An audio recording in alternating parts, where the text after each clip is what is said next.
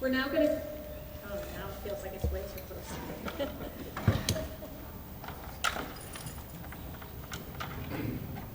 We had additional parts of our workshop to complete when we made the move, so we'll finish that now before we go into the rest of our meeting. Mrs. Kellogg has a presentation. The downfall of moving is we no longer have the PowerPoint. So she will be reading to you, but we won't be able to transfer it to the screen. Should I go into that? Yes. I do have some hard copies for some board members that don't have it on their computer. Okay, but it is posted on the computer. Excuse me. Good evening, everyone. Okay. So what I'm going to speak with you about this evening are highlights of the District Comprehensive Improvement Plan, otherwise known as the DCIP, and the Beacon High School Comprehensive Education Plan, otherwise known as the SEP, or SEP, as some people call it. So I worked with committees of wonderful people throughout the district, including administrators, teachers. We even had representatives from higher education on our DCIP committee. And what we did do was we took the recommendations from the state visits, and I'd like to highlight those for you now. These are what we're going to be focusing on. I'm getting an echo, I apologize. You good? These are what we'll be focusing on. So our first and most important focus is to improve student achievement. And you will hear me talk about different ways that we are planning to do that. Additionally, we are revitalizing our positive behavior intervention support programs, otherwise known as PBIS.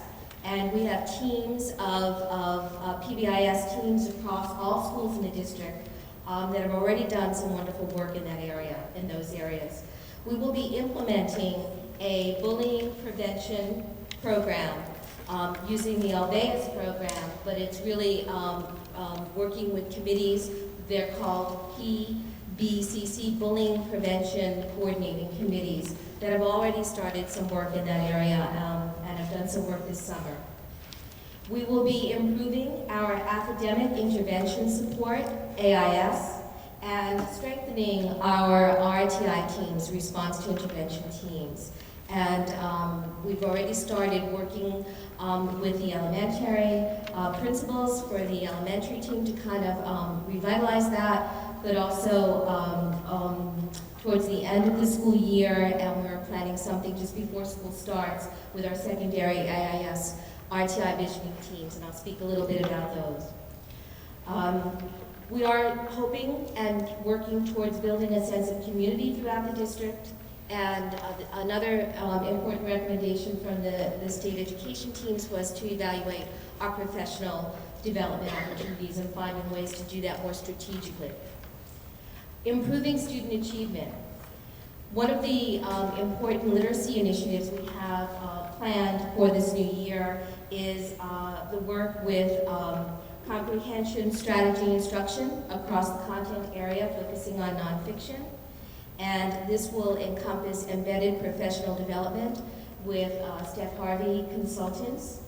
And there'll be not only the consultants going into classrooms, there'll be a pre-brief before a demonstration lesson when they come and visit various schools, and there'll also be a debrief and also opportunities for planning with teachers. In addition, our teachers on special assignment, otherwise known as TOSAs, will also be a part of that work, in addition to the host teachers that will have the consultants coming into their classrooms. So we'll continue to post more information about that initiative as we get closer to that. There will be a launch on September 17th at our Superintendent Conference Day for our literacy initiative. Student engagement is another important focus. We've already been doing some work with our CSIS, Mr. Bob England, and he will continue to work with some of our schools, and particularly the high school, around student engagement. And also, we plan to continue our work with Mr. Doug Ricketts who's been coming into our school, helping us with strategies that can support our English language learners, but also good strategies that we can use for all students. And in addition to that, our TOSAs will help in supporting that, as well as instructional specialists. Lesson planning is going to be another important focus for us, and the principals will be doing focused walkthroughs, where that really is a kind of a 5-minute visit into a classroom, a snapshot, where principals will look for strategies that teachers are using that particular day that they go into the classroom. Engagement might be, student engagement might be an example of a theme that they might be looking for. Questioning techniques might be another one.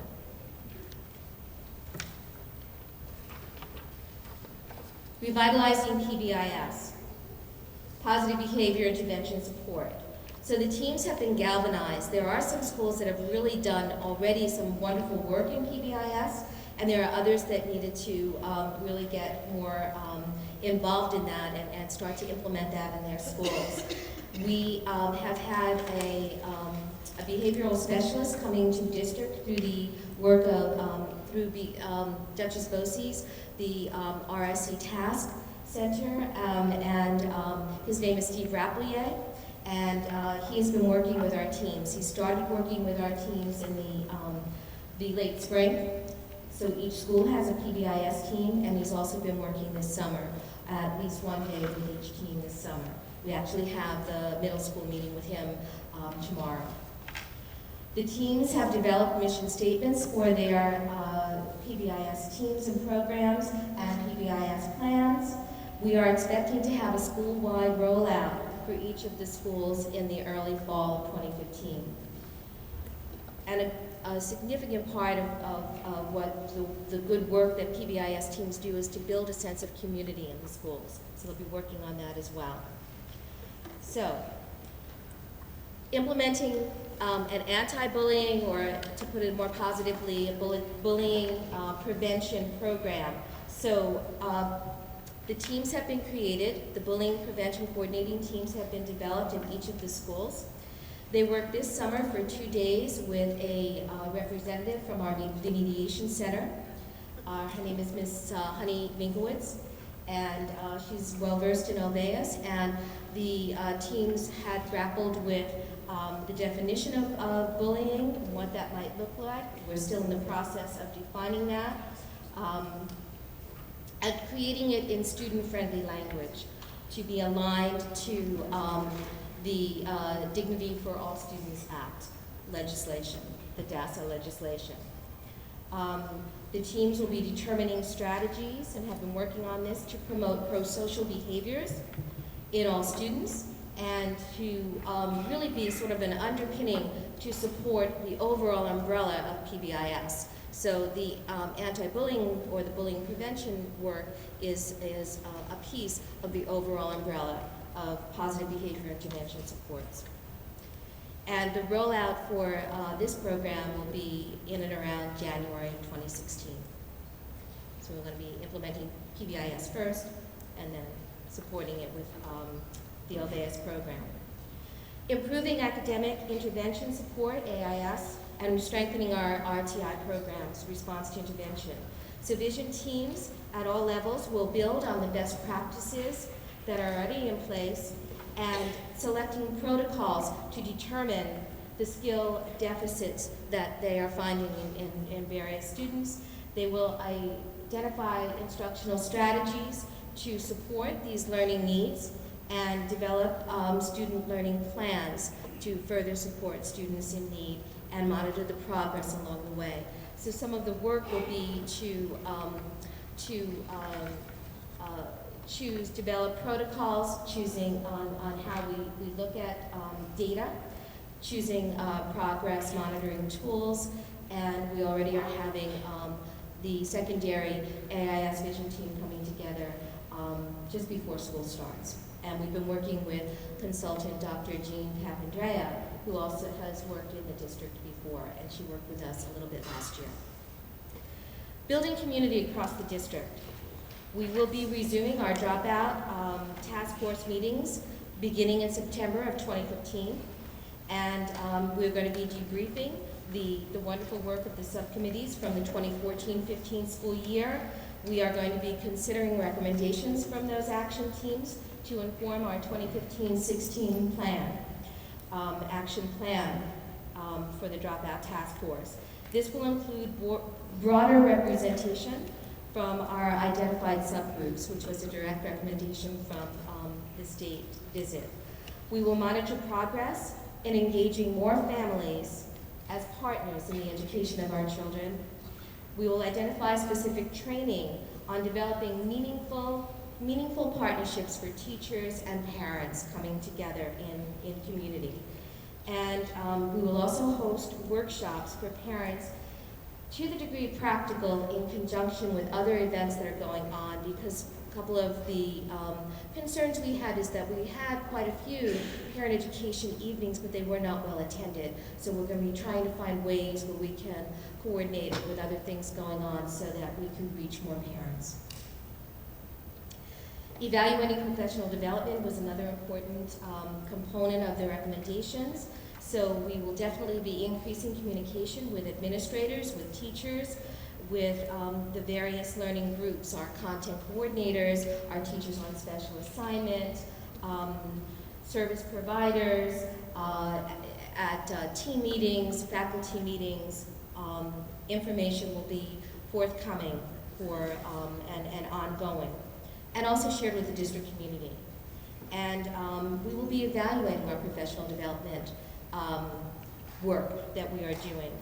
There's 5 levels of evaluation. If you look at Tom Guskey's work in evaluating PD, another word for professional development or a term for that, we look at participants' reactions, participants' learnings, organization support and change, how it works within the organization, participants' use of new knowledge and skills, and most importantly, student learning outcomes. So the DSIP and the SEP, the documents that I will be giving to Dr. Walkley and Mrs. Thompson for the board's approval, they're living documents. They are going to be shared widely, monitored closely, and adjusted as needed. So in that sense, they are living documents. It is a plan that will morph or develop or grow into multi-year plans so that we can continue to build robust programs for our students and ensure that all students have access to rigorous, engaging learning opportunities. Because as Dr. Walkley intimated in her presentation earlier, all of our students should be learning at high levels. That would be the goal. We are moving forward, and it's a journey. And in this journey, we will be looking at, as we have done through these plans, needs assessments, surveys, and making plans around those, and contextualizing those plans, and implementing them and evaluating them, so it becomes really a circle of work. In fact, our building plans will be contextualized, and our principals at future Board of Education meetings will be speaking about their building plans in relation to the work that I've just described, in relation to the DSIP and the SEP. And that's my presentation. I'm sorry I didn't have the visuals for you. Any questions?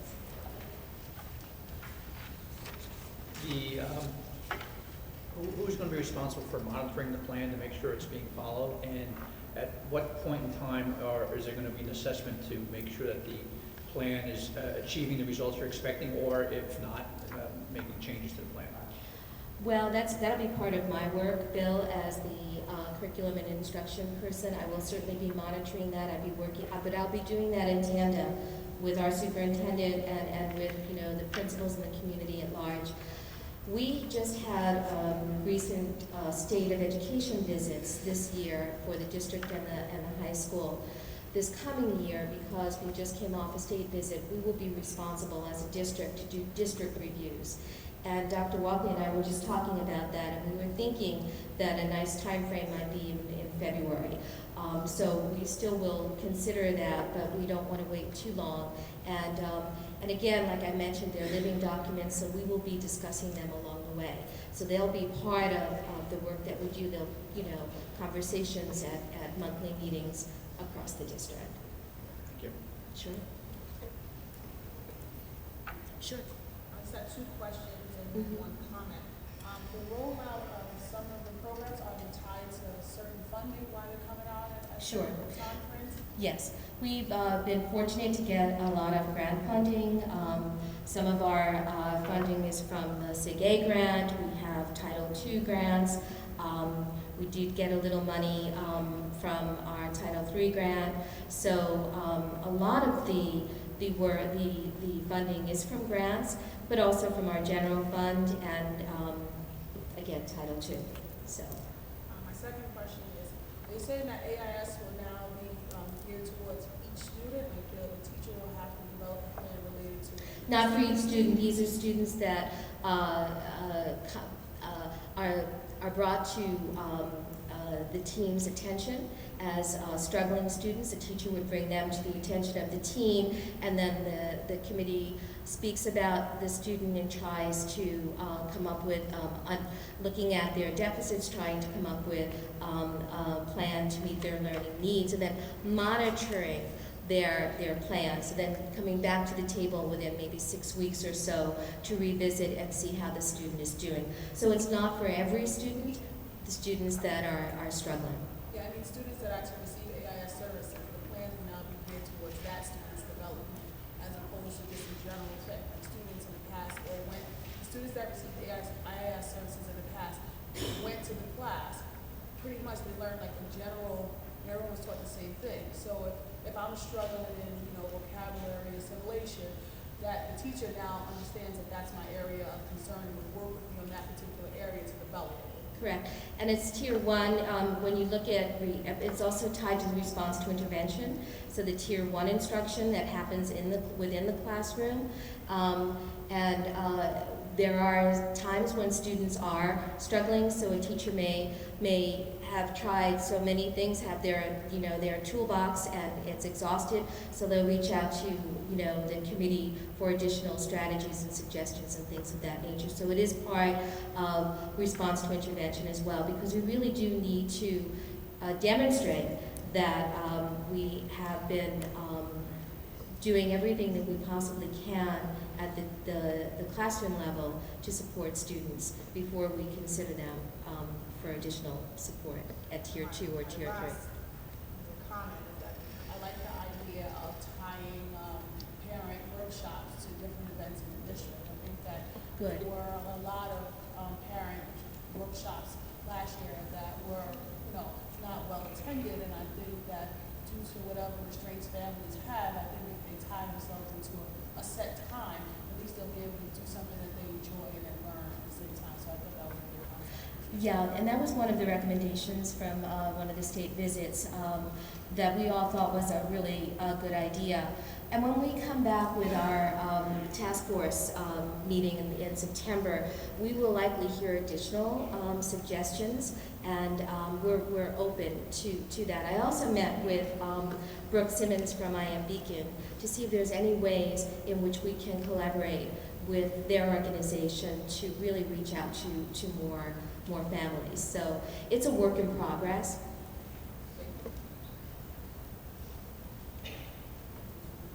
Okay, Thank you. are we good? All right. Thank you so much.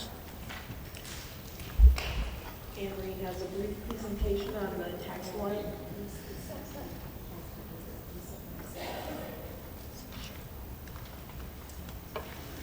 Good evening.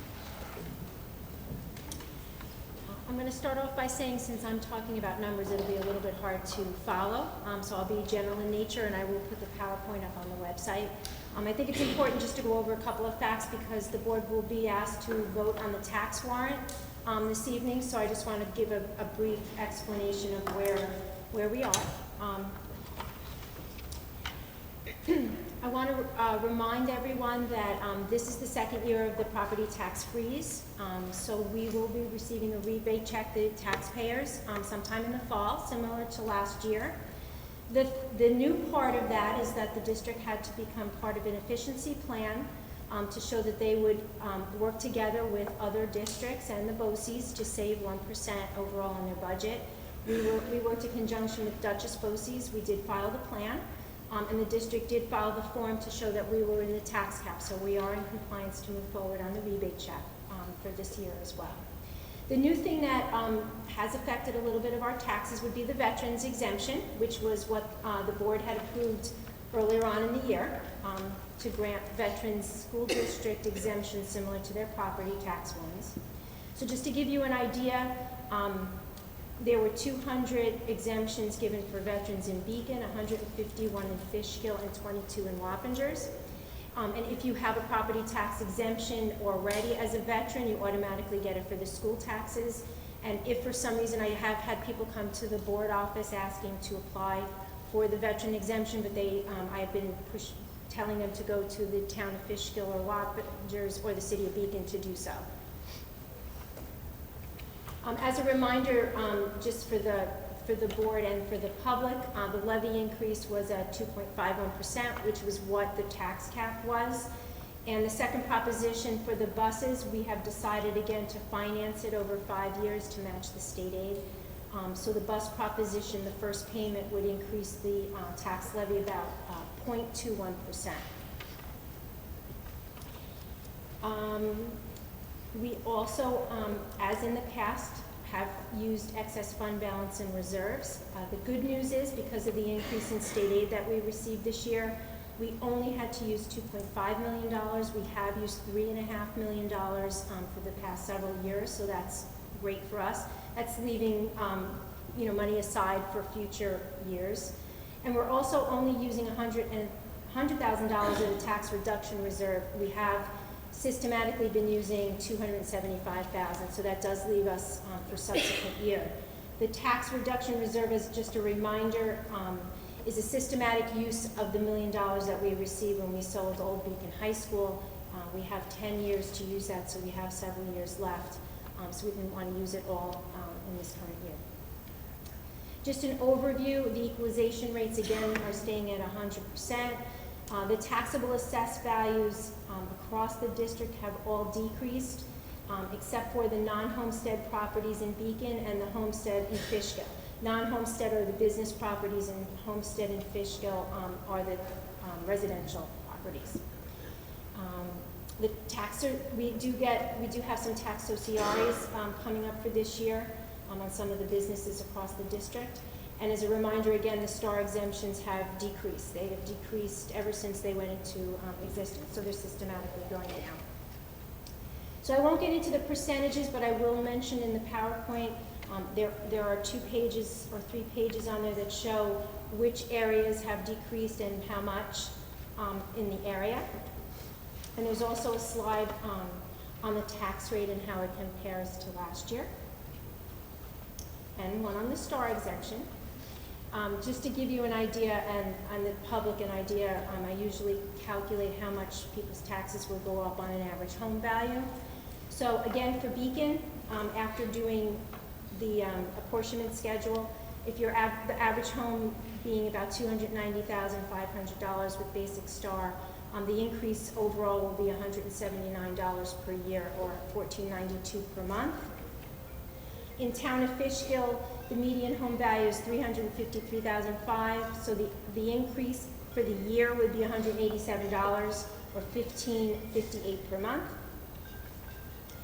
And then in Wappingers, the median assessed value is $350,500 with basic STAR, so the increase there is $180 per year, or $15 per month. In the city of Beacon and Fishkill, they were a little bit more than what we had anticipated when we presented in the public for the budget, but town of Wappingers was actually less, so it kind of apportionments out, it kind of evens it out over the whole district. And I won't get into it again, but there's a slide also on the property tax freeze credit and how they calculate it and how you can expect to get your check again in the fall, similar to what you had last year. So, does anyone have any questions? Yes. I have two questions. The first one is about the efficiency plan. Can you just in general give an idea of what types of shared services go into that kind of a plan? Some of the BOCES had asked us to come up, there were certain criteria that the state actually listed. For Beacon, we could go back a year or two and we did renegotiate some of our debt with the dormitory authority, so that counted in our efficiency plan going forward. We also use BOCES services, the copier lease and things that we had renegotiated during the year that will save in the future. We are doing it on a school district level. We have had conversations with the city of Beacon because they will fall into that same efficiency plan coming into their year. So they're trying to work with us as well as to do shared service, not just on a district level with BOCES, but also with the city of Beacon and the town of Fishkill on an efficiency plan that we could both benefit from in the future. So is this something that's going to keep happening every year? Will the This is state the ask first for year, 1%? yes, this is the first year that they've asked us to do it, and it's interesting because they were supposed to let us know by July 31st if they approved it, and no district in New York State heard anything about it, so we felt that no news was good news. So I think it was a massive project. I'm not sure that they realized how massive it was, so I don't know how that will affect going on with the municipality, so I guess we'll see how it goes the first year and whether they'll have it continued, but the tax cap law was reinstated, for another couple of years. It was signed into law as part of this budget, so I would imagine that they would continue to do that. And I had one other tax-related question, but it doesn't pertain to this year's tax warrant. Do you want me to ask you now or wait Yes, until go ahead. later? No, that's okay. So I heard recently that a new property in the town of Fishkill was being acquired by the Jehovah's Witnesses. And I Yes. was wondering if you had a sense. I know you may not know yet. I've only heard a couple of days ago, but do you have a sense as to how much of an impact that will have next year? Well, I can speak a little bit about the current, so the Jehovah's Witnesses own 2 properties in Fishkill currently. And as you know, if they want to file for tax exemption, they have to do so by March 1st, which they had done the previous March 1st. So the property that they own, the Rivercrest apartment complex, they do have a 44% tax reduction there on the assessment. The other property is underdeveloped land. And the new property, my understanding, so I did see the Poughkeepsie Journal article and I did call the town assessor's office. That sale is not finalized yet through the county, but it is part of a development that was supposed to be on a pilot. It was a nursing home and an assisted living property in the town of Fishkill. So we're not sure, since the sale's not final, we're not sure what they're going to use the property for, and that will determine basically their tax exemption. So they will have to then apply again. So this coming March 1st of 2016 would be their deadline to either ask for more on the current property that they have, and then also determine, they have to come across to the board in the town of Fishkill and show what they will use the property for. It has to have religious and tax exempt reason for it. So I don't think that they've come forward exactly what they're going to use it for yet, but it will impact in the current year. Does anybody have any other questions? Okay, thank you.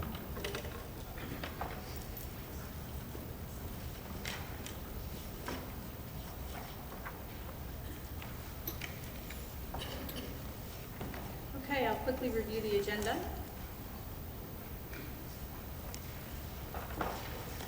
We'll have students and school presentations, parent groups, open to the public, 3 minutes per speaker for no longer than 60 minutes. We'll have our superintendent's report, our correspondence and board comments. We will vote on the tax warrant. We will have the consent agenda. We have an addendum to the consent agenda. We will then have a proposed executive session, followed by adjourning the meeting. There are a couple corrections on the agenda. The original agenda posted online had stated that on page 5 of the instructional personnel list, item N, it was listed as the ADL K program, and that's been corrected to the special class 15-1-1. And also on the same page, there's an addendum to the personnel list, and there's an item to appoint teachers for IRP prep 9th grade boot camp.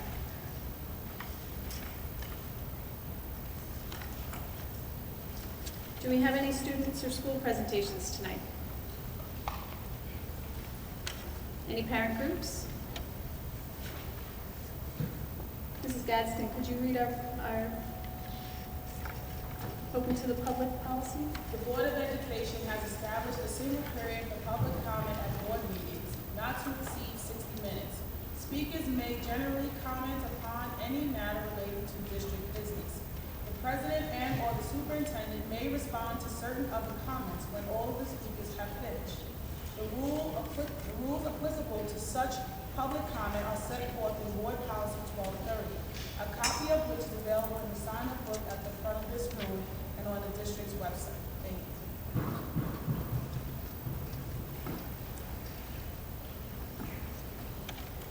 Okay, we'll go in the order of those signed up in the book. And if there's time left over, if there's others that wish to speak, they can do so then. The first speaker is Elise Fox.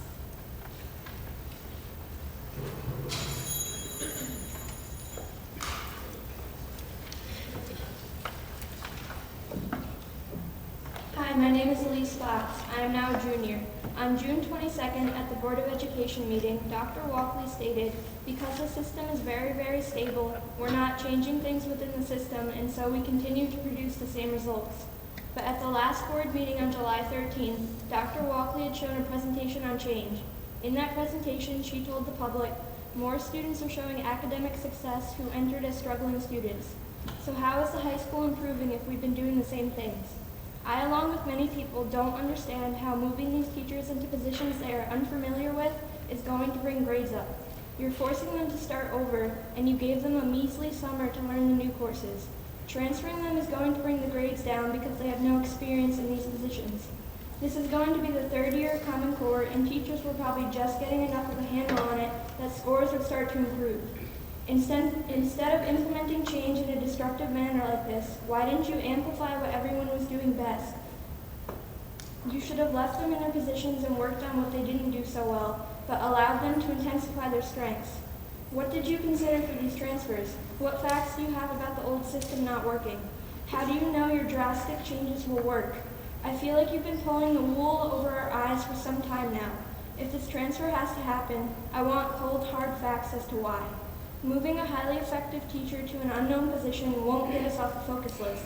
How do you expect someone to be highly effective in a position they have no experience in? And why move them in the first place if they are highly effective? Wouldn't it have been better to keep them where they were so they could have continued to grow and thrive? Although I'm against all of the teachers being involuntarily transferred, there is a specific teacher I'd like to talk about. Mr. Alzate has helped me tremendously in the past 2 years. He was my 9th grade geometry teacher who helped me successfully pass the Regents. He thrives as a high school teacher. He built his niche in the high school, and transferring him is going to leave a hole that will remain unfilled. He's an excellent Regents course teacher because he has so much experience with those exams. You're losing so much by transferring him to the middle school. If I had Mr. Alzate in the middle school, I wouldn't have learned all I had from him. Mr. Alzate's teaching style and personality best fits high school students. His skill set would be wasted because, frankly, middle school students aren't at the level he's best suited for teaching at. He deserves to stay at the high school where he can grow even more into his full potential. He's an intelligent and exceptional teacher, and forcing him to teach at a lower level in the middle school won't allow him to succeed. Thank you for your time.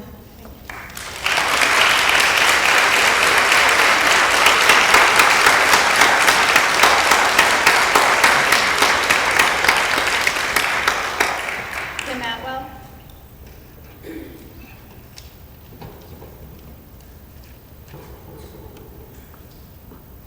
Good evening, everyone.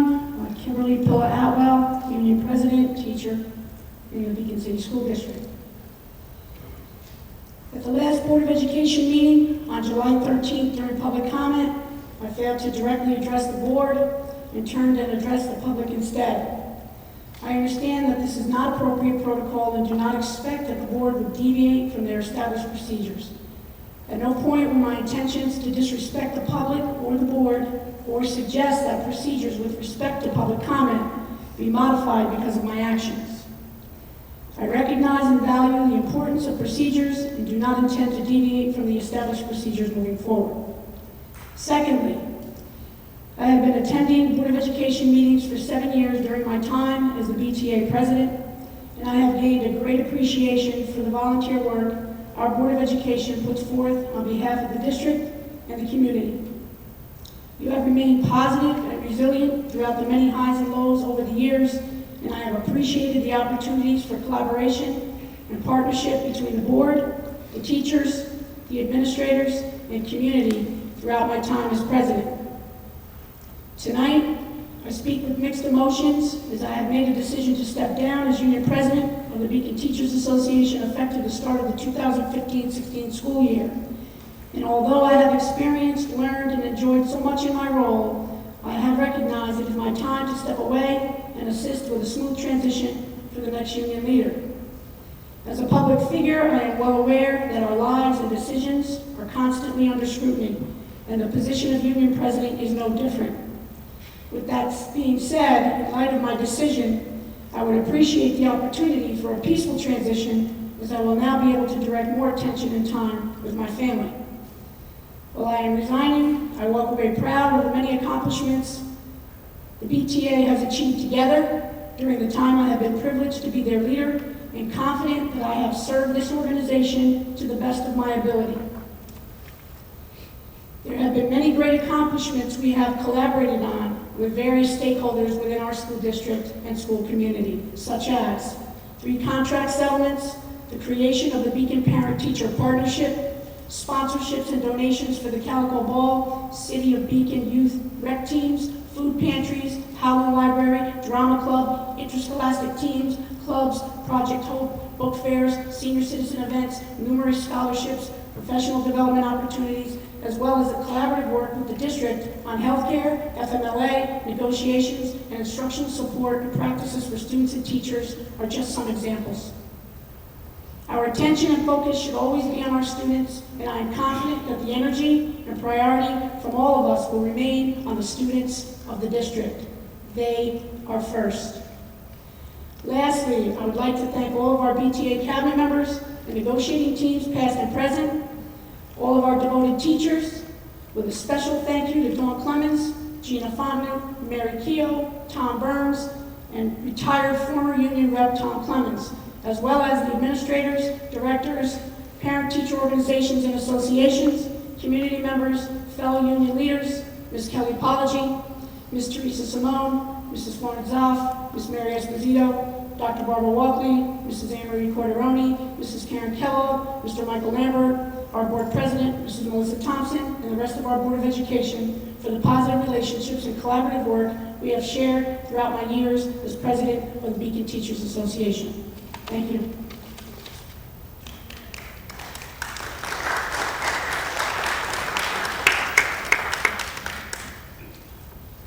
Mary Keogh.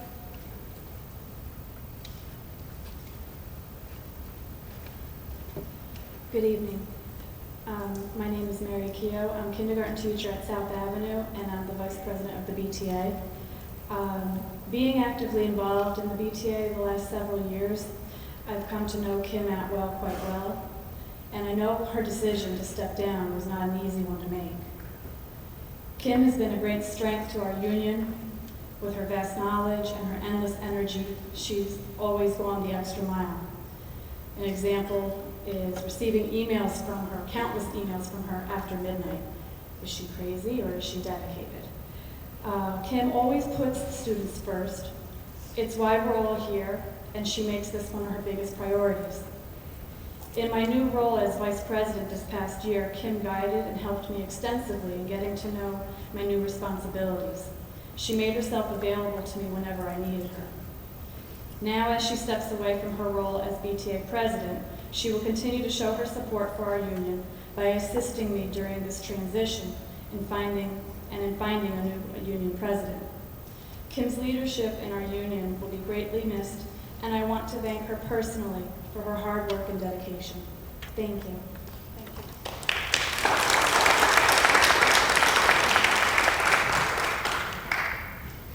Donna Snowden.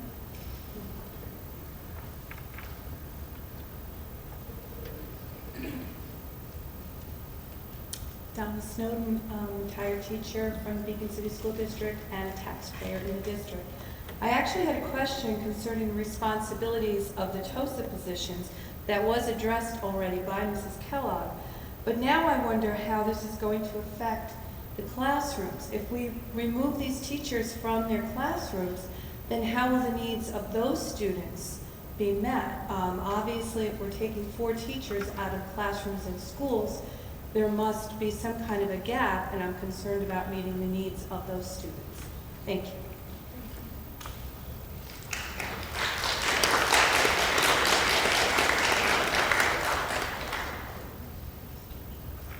Michael Rakowski.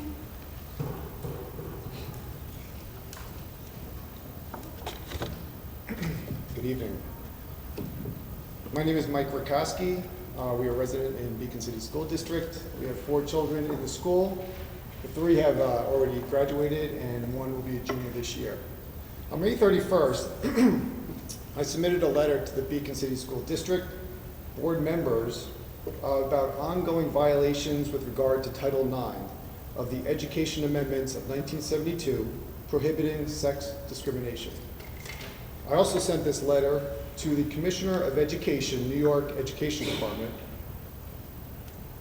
From that letter, I heard no response from the board. I don't even know if you received it. So on July 31st, I submitted a second letter to the Board of Education members, again about the violations that the district has currently with Title IX. Because I was not sure you got the first letter at all, I did a couple things. First, I submitted individual letters to the clerk for distribution. I sent electronic copies of the letter and information to be electronically distributed, if that would be easier. I also submitted to the New York State Commissioner of Education again, and this time to the United States Department of Education, Office of Civil Rights, who was responsible for enforcing Title IX laws. In my letter, I also said if there was no response, I would send this information to the media. Again, no response from the Board of Education. I don't know if you received that second letter either. But I did get a legal letter from a Mr. Lambert on letterhead of Shaw, Pearlson, May, Lambert, LLP, which was 17 pages long. I don't know why he sent me a letter because I didn't send it to him. I addressed my letter to the Board of Education. His letter back to me didn't even CC the Board of Education. It only CC'd the superintendent, Dr. Barbara Walkley. So I don't even know if you saw his letter. Mr. Lambert attempted to address this state of violations, which it did not. It did, however, include a threat to me if that I sent this information to the media, there might be further harm to my son.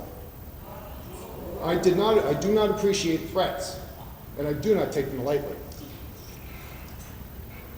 The only other response I got was from the United States Department of Education, Office of Civil Rights, who stated, in your correspondence, you discussed issues at Beacon City School District regarding Title IX violation in New York. You asked for assistance regarding this matter, and I am pleased to respond. And then they list the actions they are taking. So because I don't know you got the other letters, I wrote another letter, a third letter, and enclosed in each of these packets, which I can hopefully hand out so I can see you got them, my first 2 letters, the letter from Mr. Lambert, and my third letter.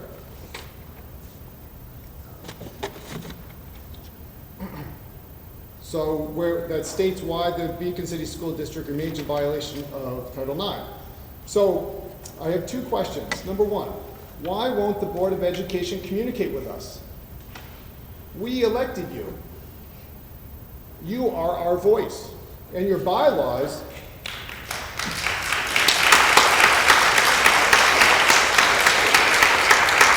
I need for you to to some of Okay, your some thoughts. of your bylaws even state that you are formed as a body to carry out the will of the people of its district in the matters of education.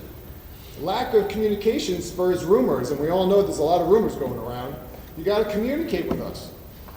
What we are looking for is, one, acknowledgement of the problem so we can fix it, these Title IX violations, and we, as we stated in our letters, to hold those accountable who are responsible for allowing these violations to continue. Thank you. Thank you.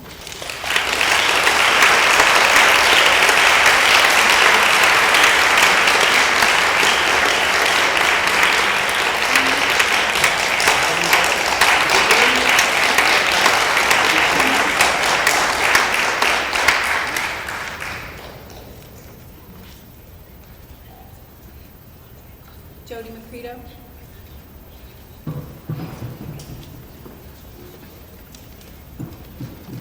Hi, Jody Macredo, parent taxpayer.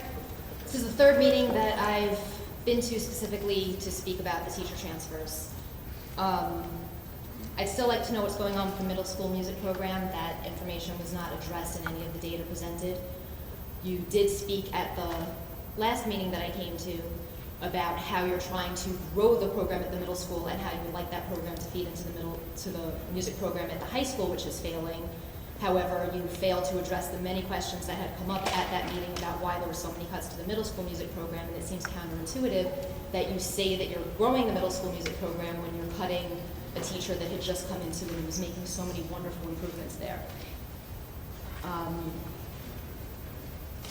It gives me a feeling of doing things that kind of work counterintuitive to a lot of the things that I hear you saying in these meetings.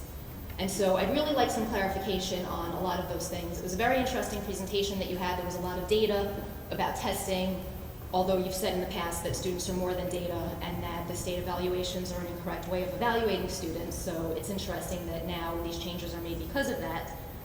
I also found it very interesting that in the data that you presented, I see things like the highest percentage of students passing with distinction seems to be in U.S. history, where we were at almost 50% and there was a steady improvement shown.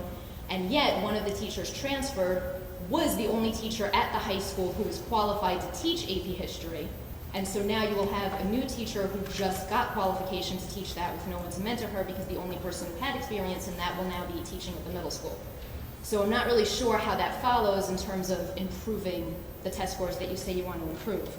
There was also a science teacher, Mrs. I'm sorry, I'm going to get her name wrong. Ms. Marinaccio, thank you very much. I remember her coming to this meeting, talking about the fact that she did not want to be transferred, talking about the fact that her passion was with high school students, having many of her students come here and spend their evening talking about how she helped them graduate, she helped them pass the Regents, she helped them get into college. She mentioned that she had a 100% pass rate in the Regents. So again, if it's a test score issue, if it's a data issue, why was she then moved to middle school? Why was she taken away from the students that she was doing such a wonderful job with? So I fail to understand how that points toward any of the changes that you've made, any of the questions that we've been asking for a couple of months now, any of the things that so many of the parents, teachers, students, and taxpayers in this district have been so upset with. What I find most interesting is in the whole conversation that we had recently about change and about all of the wonderful things that were going to come to the district, one of the things mentioned was improving a sense of community.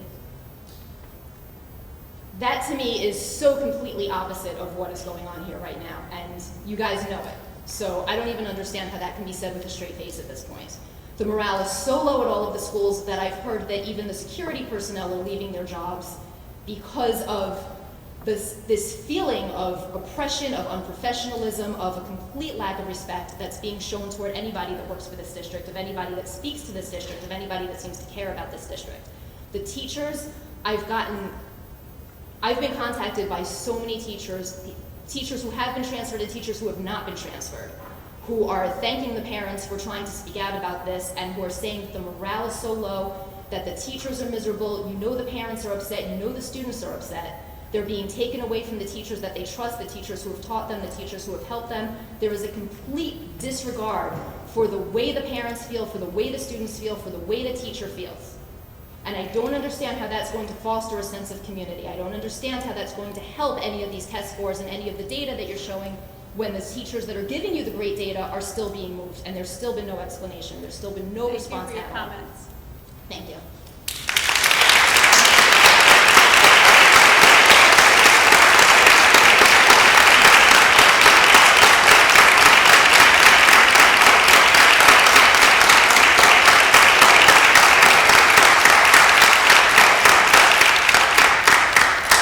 Kelly Ellenwood.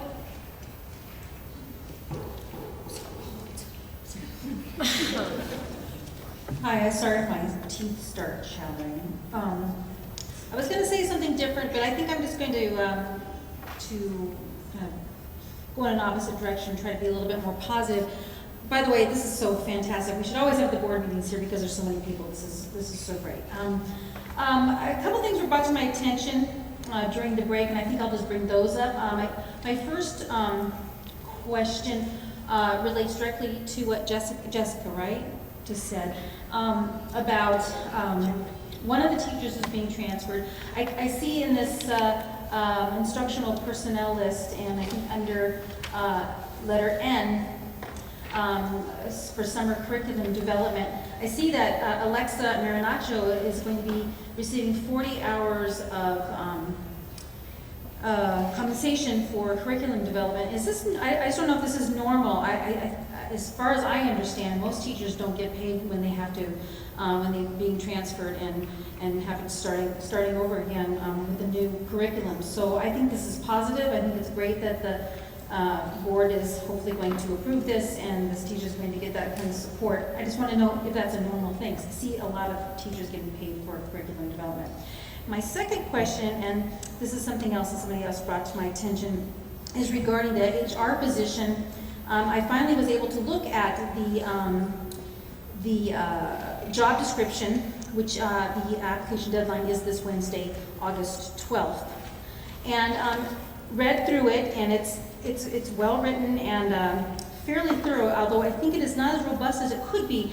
The only thing I see relating to prior experience is to have experience aligned to human resources duties. I would expect that this position would need to actually have had a job for 3 to 5 years in a human resources department. You know, if you're asking somebody to be a director, they're going to have had some extensive experience. So I just wanted to point that out. It seems like it's not quite as robust as it could be. I love using that word, robust. Anyway, that's it for me. Once again, so fantastic to see so many parents in the audience. Thank you.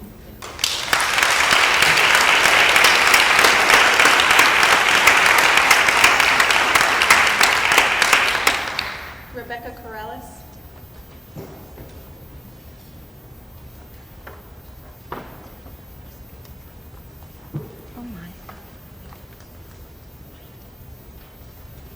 Rebecca Corrales, I'm a Beacon parent, taxpayer.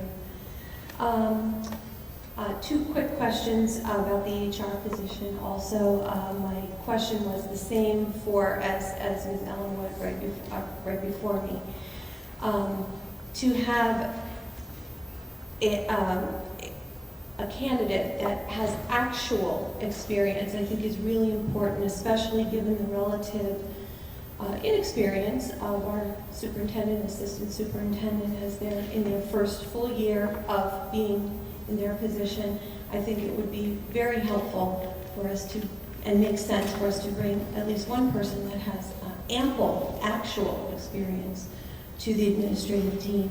And the second question I had about the HR position was one that I posed the last time that did not get answered, and that was the salary of the new HR posting. Regarding teacher transfers, I do have a question.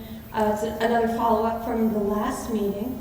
Can you please confirm that there were in fact 3 individual grievances filed in the district after the teacher transfers took place, and that they were all denied to lack of union support? I would just like you to confirm and clarify that if necessary. My second question had to do with information about a recall of BTA president, but I am changing that question now in light of the BTA president's resignation. My question is now, will those 3 grievances be revisited? My next point has to do with a concern. I am very concerned about the general lack of questioning and information gathering on the part of this Board of Education as a whole. With the exception of 1 and sometimes 2 individuals, I see very little probing, inquisition about decisions that are made by the leadership in this district. As a citizen and taxpayer, I expect my elected board members to speak on my behalf and to represent me. I expect my elected board members to ask questions and to demand that proper procedures are being followed at all times. I expect my elected board members to preside over transparent and fair proceedings at all times. Unfortunately, I do not see this being done by a majority of individuals currently on the board, and I believe this needs to change for the sake of our school district as a whole. My final concern speaks to the recent developments in the Haldane School District, which I will reference, in which their board president, Jen Daly, says in the July 31st article of the Poughkeepsie Journal, quote, "The plan is only great if it's great for the whole community." And a public school district, this is now me speaking, not her, a public school district should reflect the priorities and culture of its community in order to best serve its students. All stakeholders, including parents, teachers, students, and community members, should be contributing to school policies and practices. It's very clear that recent decisions in Beacon are being strenuously resisted by our school community. And I would therefore urge this Board of Education to reevaluate these decisions and take steps to bring them more in line with all stakeholders in our district. Thank you. Thank you.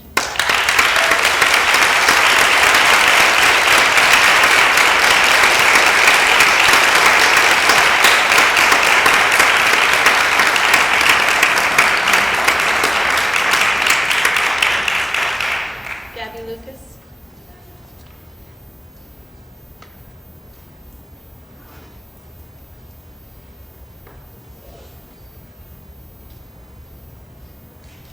Good evening. My name is Gabby Lucas, and I'll be entering the 11th grade this upcoming fall, and I'm a current member of the girls soccer program as well as the Beacon High School band. I'm speaking here tonight on behalf of the students and players of Mr. Alzate regarding his movement down to Roundabout. It is very disappointing that despite after several meetings, our voices and concerns were not taken into consideration.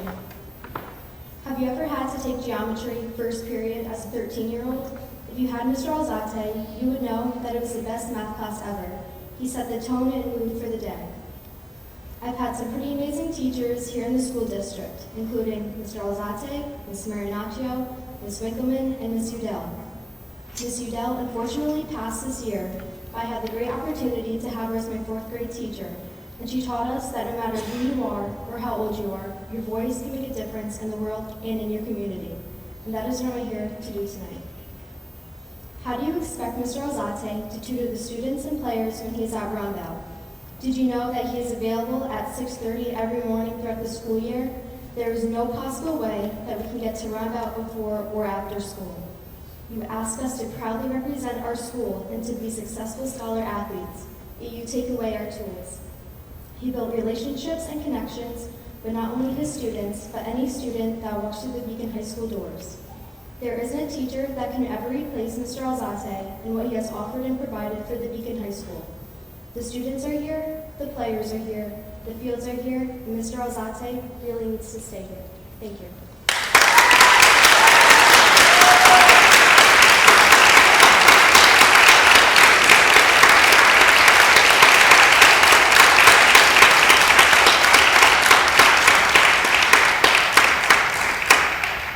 Angie Winkleman.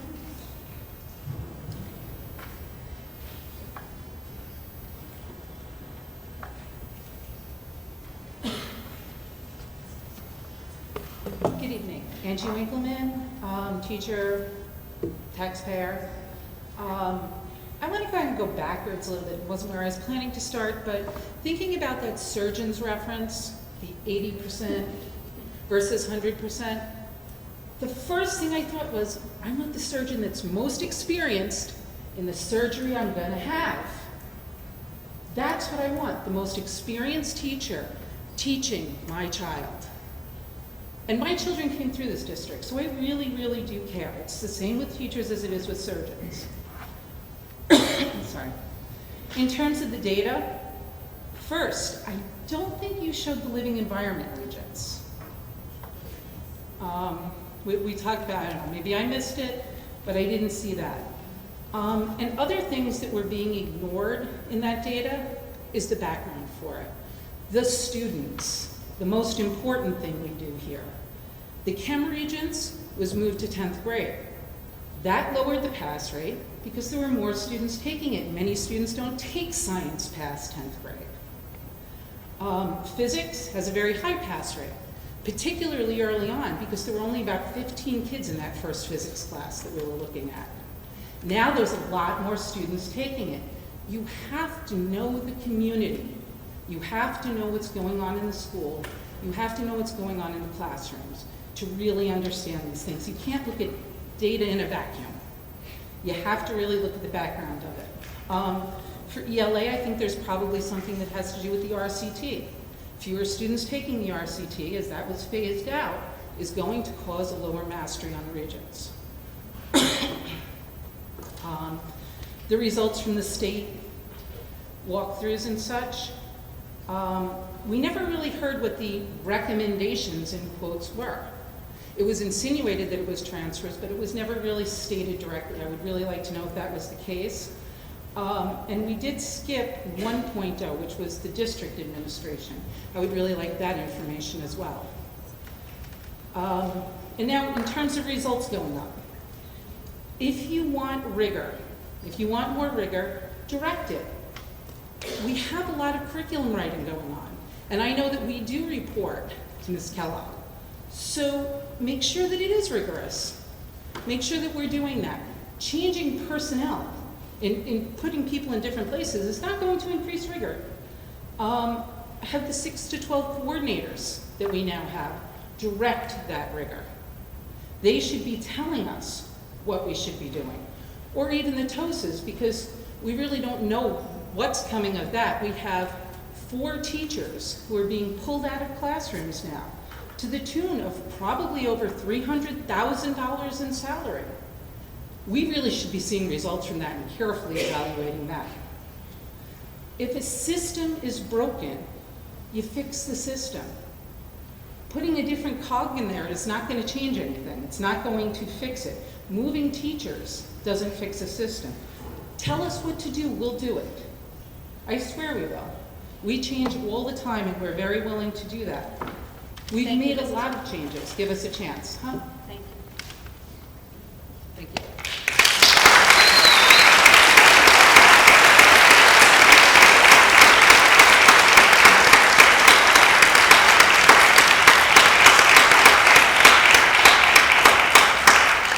Hugo Alzate.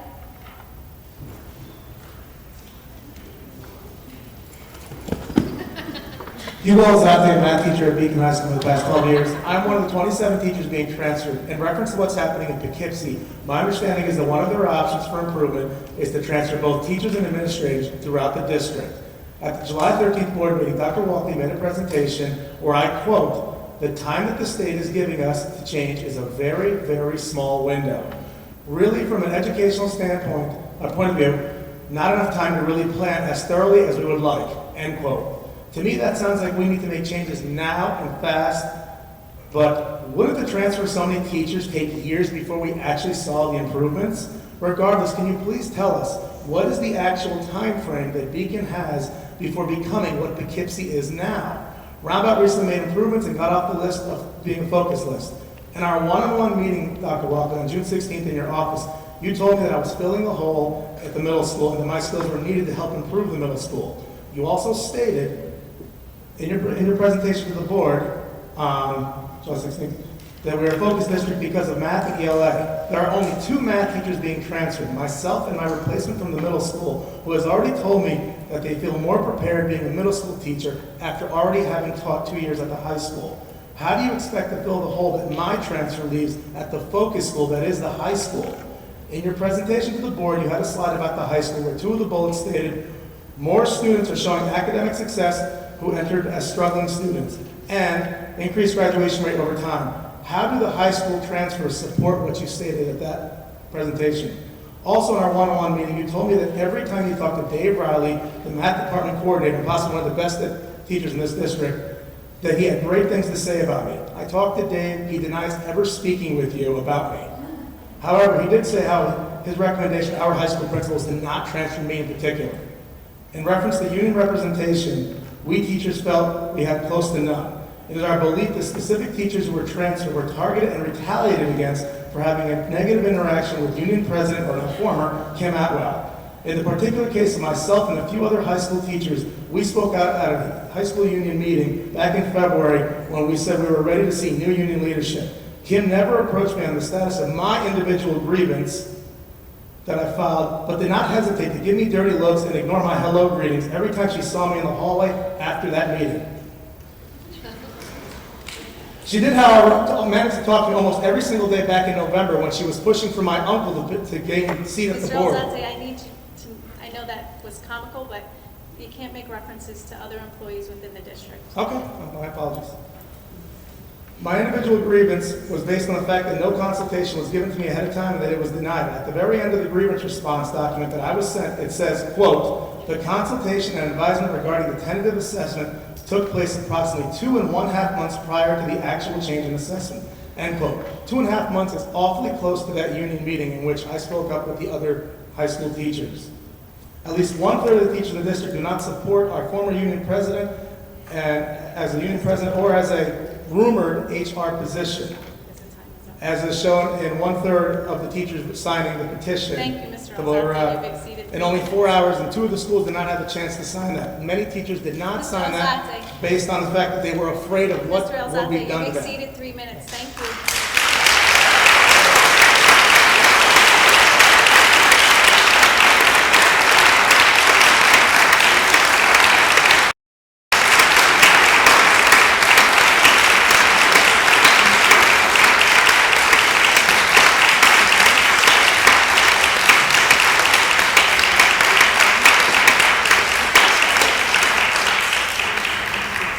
Can you clap it goes straight to that thing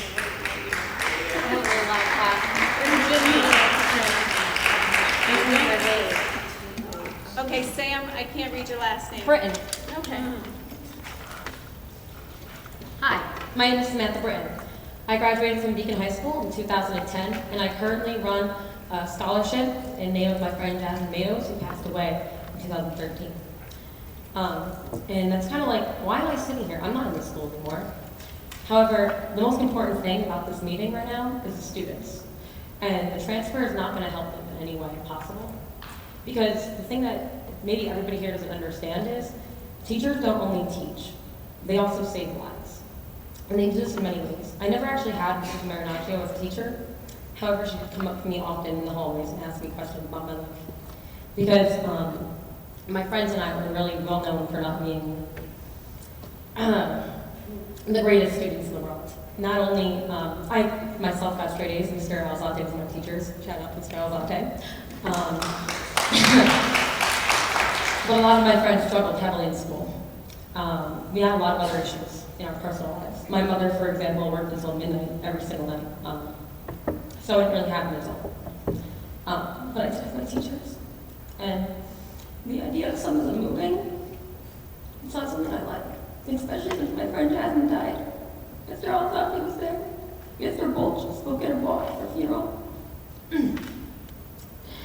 I just won't personally see how moving teachers that have affected lives in ways that people could never understand, how that's possibly going to help us. I may not be a student here anymore, but I work with students every single day that go to this school. And I can personally tell you that a lot of them have mentioned Mr. Alzate and Mrs. Marinaccio as their favorite teachers. And if they've helped them, then they can help others. I don't see how, yes, they can help people in middle school. Like, I get, they're great teachers. Let's send them to middle school. But I was in middle school. I went to Rockville. I went to Beacon High. And I can tell you my life in Beacon High got drastically worse outside of Rockville. I can also tell you that if it wasn't for them, who knows where I'd be. I want to thank my teachers. And I may not say this out loud, thank for a while, so thanks for being there.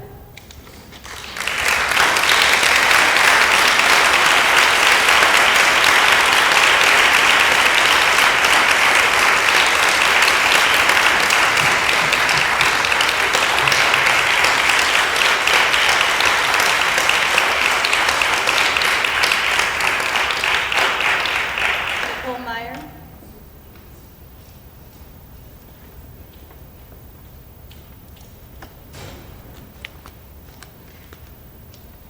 Hi, Nicole Meyer, parent to 2 children in the district this year. My questions start with the TOSA position. Last year, the 2014-2015 school year, were the effectiveness of these positions reviewed? And if so, can the board share that information? There are 4 TOSA positions on tonight's agenda. Can you explain the specific responsibilities of each of these positions? They've been referenced, but it hasn't been specifically outlined.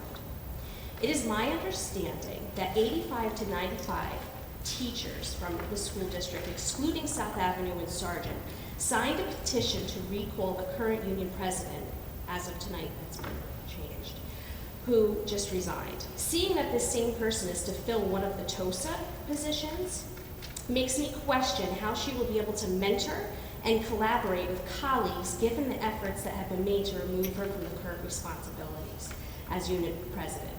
Has the board taken into consideration the current recall when appointing these positions? Regarding the HR position, how many qualified candidates have currently applied? What is the contingency plan if the position is not filled?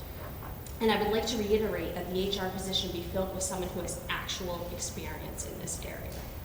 And I'd finally like to ask you to provide clear answers to the questions that are being asked. Many of us are here tonight, and many more are home and will be watching what's going on here. Beacon parents are listening, and we are demanding transparency from our elected school board.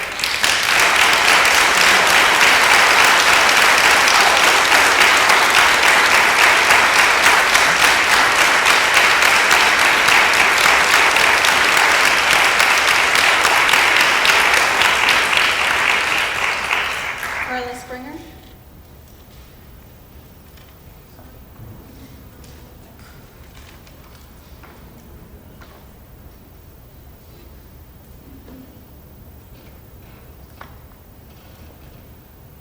All right, just chewing a cough drop here. I'm Carla Springer. I'm a parent and a taxpayer. I haven't been able to be at the meetings since the whole transfers started happening, but I've watched all the videos. And I'd like to say I applaud the concept of looking to improve the education in the school district. It's a great, great thing that you're focusing on that. That being said, I think gathering 27 teachers in an auditorium on what I believe was the last day of school to tell them they were being transferred involuntarily without any previous discussions or written notifications can put a disgruntled teacher in the classrooms with our students. Our teachers and our students deserve better. When addressing students in Boston, Nelson Mandela said, "Education is the most powerful weapon which you can use to change the world." Our teachers are the key to that change. They can spark inspiration and instill confidence and values that can last a lifetime, and they should be treated with the utmost care and respect. At these board meetings, you've heard passionate speeches from the teachers and from the parents and from some remarkable students. You guys are amazing. They were hoping to be heard. They're hoping that you would revoke some of the transfers, and they're hoping to get answers. I've watched the videos, and I haven't found a single human response to these passionate people who were here and at the other meetings. I've listened to the videos, and Dr. Walkley's response in one meeting was, I quote, "Transfers are not a contractual issue. It is not against the contract. People can take grievances, but because a grievance is taken doesn't mean there is a contractual right. So transfers are not a contractual issue. There are grievances. More often, therefore, grievances more often fail unless certain actions are not taken." I don't even know what that means, but perhaps you do. The next meeting you said, "Be the change you wish to see in the world." I love that. I would like you to change some of the things that you've done in these previous meetings for the transfers, and be that change. Know that you've made mistakes. Know that what you've decided to do, all of you, I assume, have had some issue on this, some voting on this. Make that change. Change your mistakes. That's what life is about. We try to do something great, we find some failures, and then we fix them. Thank you, Just Mrs. like Wright. everyone else. Thank you very much.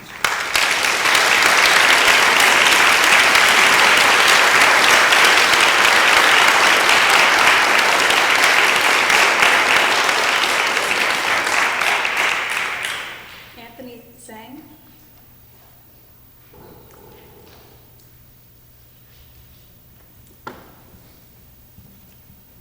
Good evening. I'm a parent, taxpayer, community leader. This is my first board meeting, so I do apologize if I talk out of terms or I'm not familiar with the topic. I came down for more information. I don't take Facebook as an official source of information, so I figured I'd find out for myself. I did understand the presentations by about the New York State required review of focus districts. I understood what the adequate yearly progress, the IYPs are, and the 4 grades, 4 through 1, HEDI. So I was multitasking during the meetings, looking up the references that were provided. I looked up the diagnostic tool for schools and district effectiveness, the DTSDE, which was part of the presentation for Beacon. There's 2 reports on the New York State Education Department website. 6 tenants.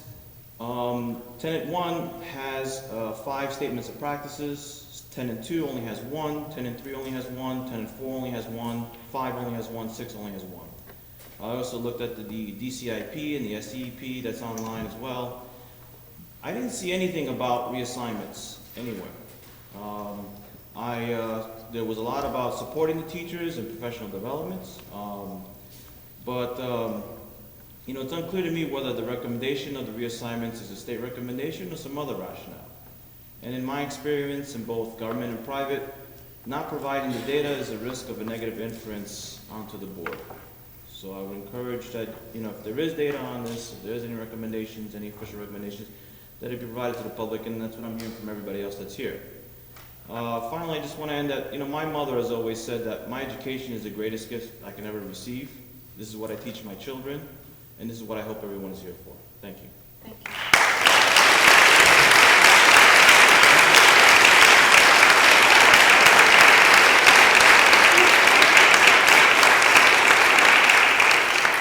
Jan Stark.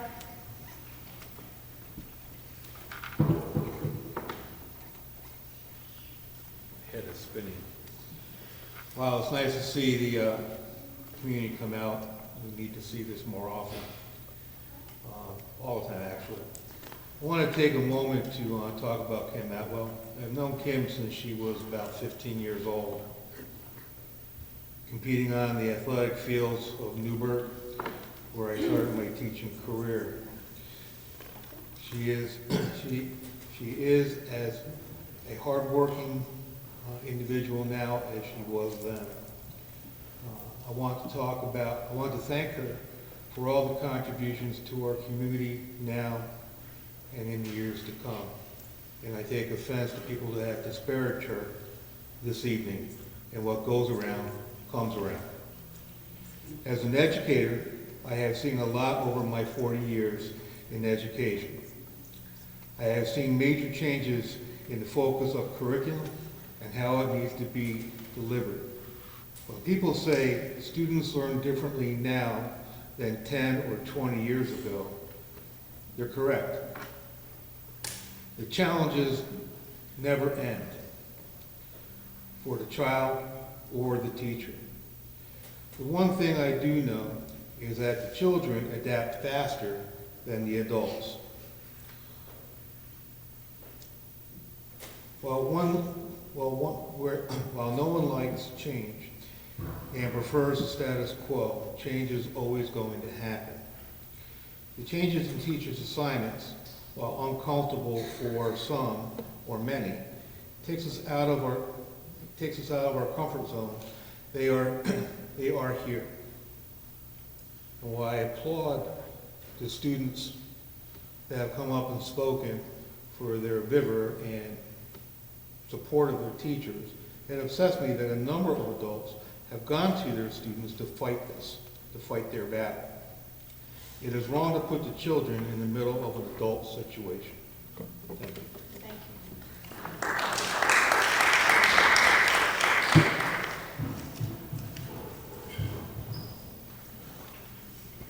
Anna?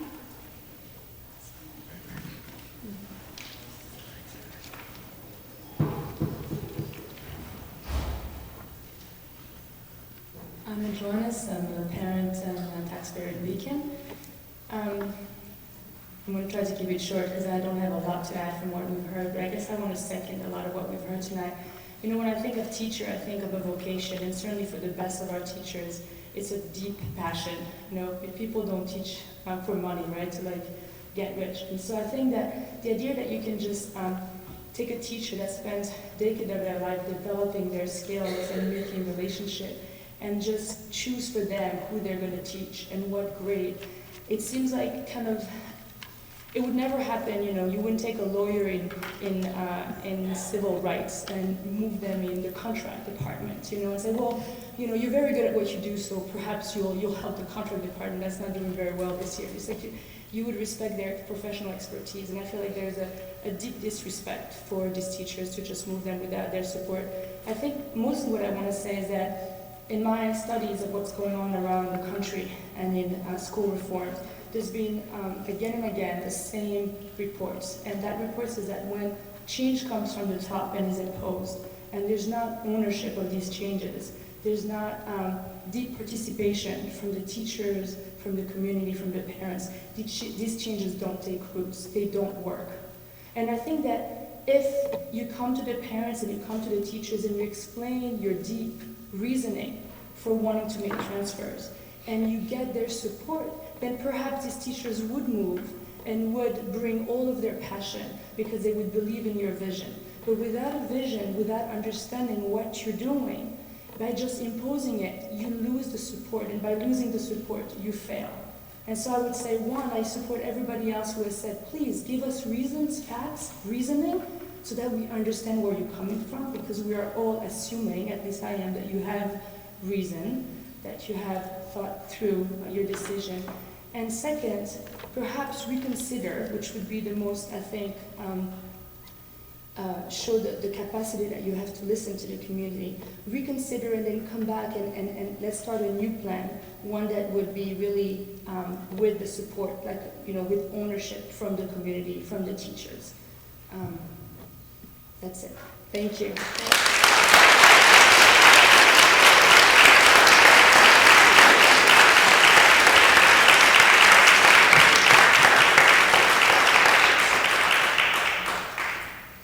We've gotten through the whole list. There's room for one last speaker. Was there anyone who wished to speak before we close public session? Sure.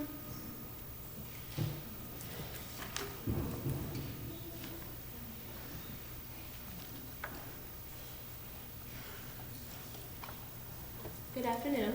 My name is Rebecca Schofield. I will be a junior at Beacon High School in the fall. I am very involved in my school. I am with the softball team, my class, and as Mr. Soft knows, I'm very involved in my church. I will be going to 11th grade, which means I have been in the Beacon system for a very long time. Well, not very long, but almost. I've been through very many teachers, very different administrations, very different superintendents, and I want to say that I've had some of the very best teachers. I've also had to share some bad teachers, but mostly very, very good teachers.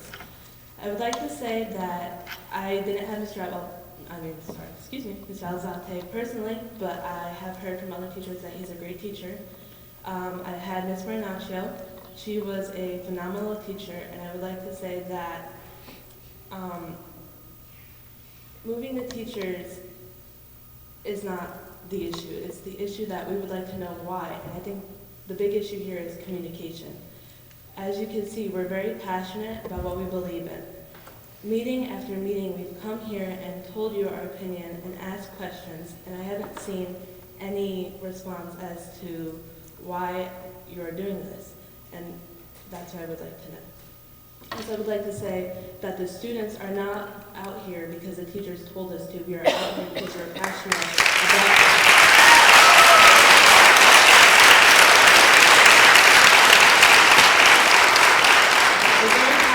about teachers and about our school because, like you've said many times, it's about the students. It's all about the students. So that's why we're out here, to share our opinion on the teachers. Thank you.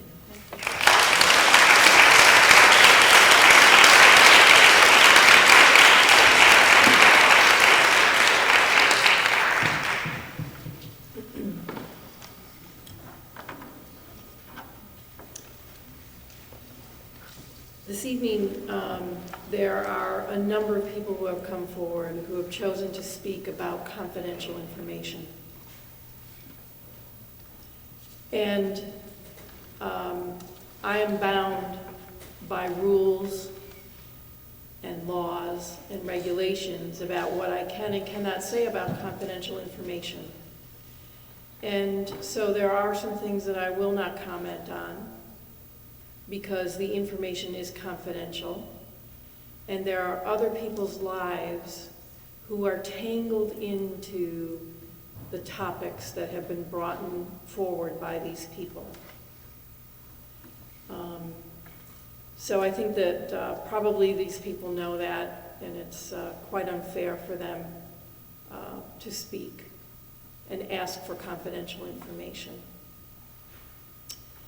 As far as the teachers go, there is always two sides to every coin. First, there's misinformation. It was not the last day of school that the teachers were spoken with. It was not the last day of school.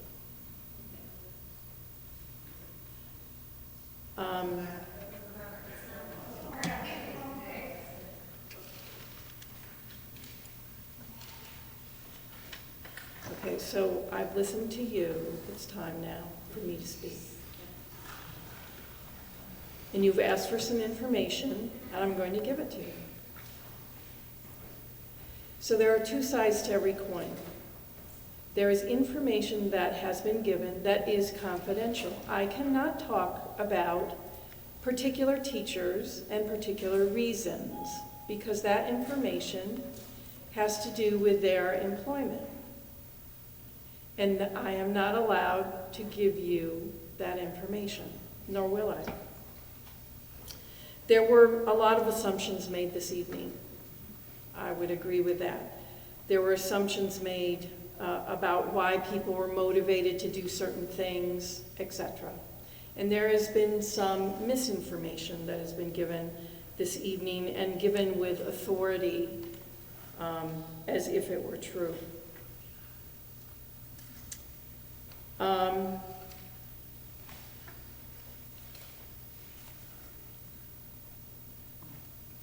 There were comments that were attributed to me that were not true. Can you specify what you're somebody asked about TOSAs, so I'd like to share some information about TOSAs. TOSAs came about a number of years ago. They've been around for a long time. It was a way for the state to allow districts to have a form of professional development through instructional support. At the time that the law changed and TOSAs became very popular, there were 20,000 TOSAs. and that was 2009. And there was a test case in the state because there was an issue around tenure and seniority. Because teachers had been hired to provide instructional support. And when it came time, there were cuts that were being made to teachers. And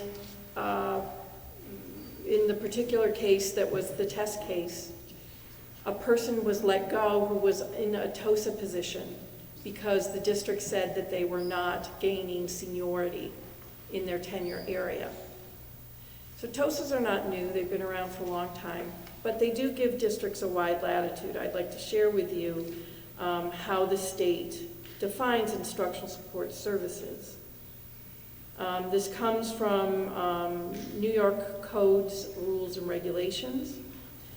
They are part of educational law. Instructional support services, which is just another name that the state uses for teachers on special assignment, shall mean professional development, pedagogical support, technical assistance, consultation, and/or program coordination offered by teachers to other school personnel, including but not limited to conducting workshops, study groups, and demonstration lessons, modeling instruction, providing feedback, coaching, mentoring, and other professional support for instructional staff, providing training in best instructional practice in specific content areas, assisting instructional staff in analyzing student performance data, and differentiating instruction to meet the needs of all students, coordinating the provision of special education services, developing and promoting a culture of reflective instructional practice, providing curriculum and assessment resources to instructional staff, providing information and support on technology tools to extend and support student learning, assessing curriculum development or professional development needs,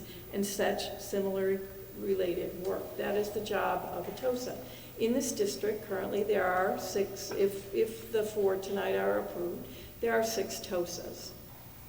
One is housed at South Avenue, one is housed at Glenham, and these particular 4 this evening, I don't have a placement for them right now. I'm hoping that they will be housed at the high school. Although they will provide K-12 service, but most service will be provided to the middle and high school. When TOSA positions are posted in the past, there have been only the people who have been appointed. Nobody else applied. Nobody else asked about the position. Nobody else asked about what they might be doing in the position. Nobody applied except those people who have been appointed in the past. These positions are being funded mostly through title grants. One person is split between Title I and Title II. Other people are in Title II. One person was budgeted new this year, and there are 2 that are in the general fund that have been budgeted since 2011 in the district. So TOSA positions are not new to the district. They have been here since 2011.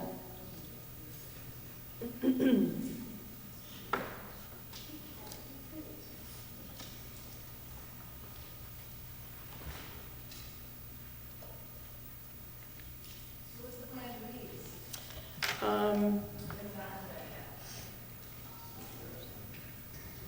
There are assumptions that have been made, again, around confidential information, which I am not going to be talking about. However, a statement was made about a statement that I made, which was true. I talked about more students, at-risk students being helped. I was speaking very specifically about the Bridge program that is at the high school, and very specifically those students who had struggles coming into the high school, who this year have succeeded far more than similar students in previous years. So it was very targeted towards a particular program here at the high school, and it seemed as though the students got a lot from that program. I'm sorry, you're saying that all the transfers are for confidential reasons, that there is not a systemic reason for these transfers? I'm sorry, the question period is over.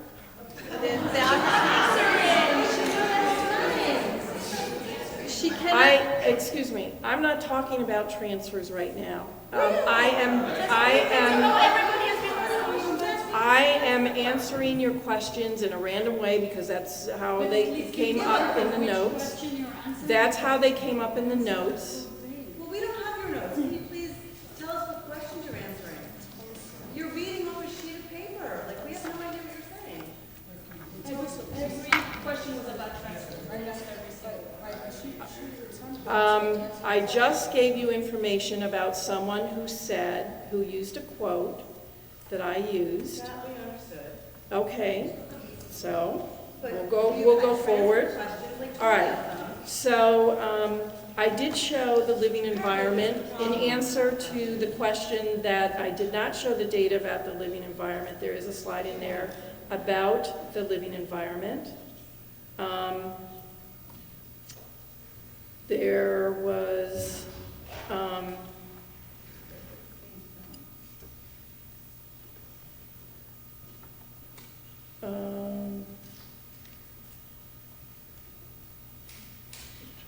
I do want to make it very clear that the data that was shared was in relationship to a reason for transferring. It was not a suggestion from the state to transfer teachers. I want to make that very clear. So you will not find that on the report. You will find, however, on the website, as I believe it was Anthony who said that, yes, the reports are posted there. Both the district report is there as well. Somebody mentioned that the recommendations were not mentioned. I said at the beginning of the presentation that I would not be talking about the recommendations, that I gave you the link to go there and you can read the recommendations. They are there and laid out. Somebody asked about cuts at the middle school. In terms of cuts, in terms of the amount of service that's being provided, there has not been a cut in the music program. There has not been a cut in terms of the amount of time that people are teaching in music. So there is not a cut. So will there be a musical this year?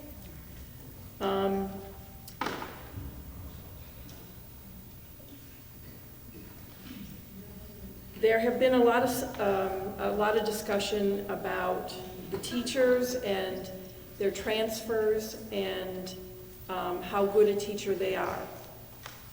And yes, I don't disagree with you. As a matter of fact,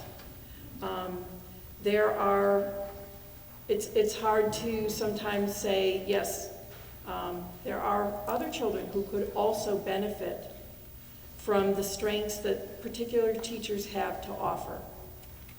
And so it's not like they're being sent to do a different job. It is a different grade level in some cases, not all cases.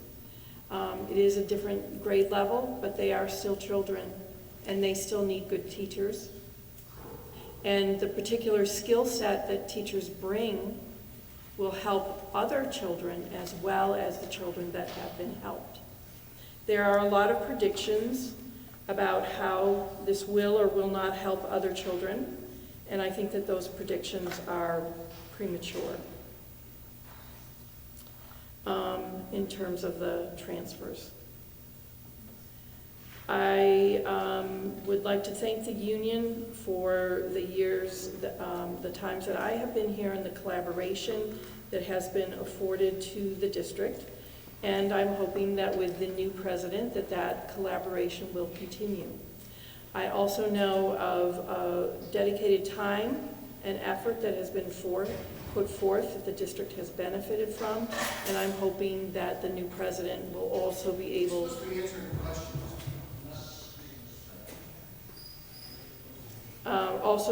to set that forth.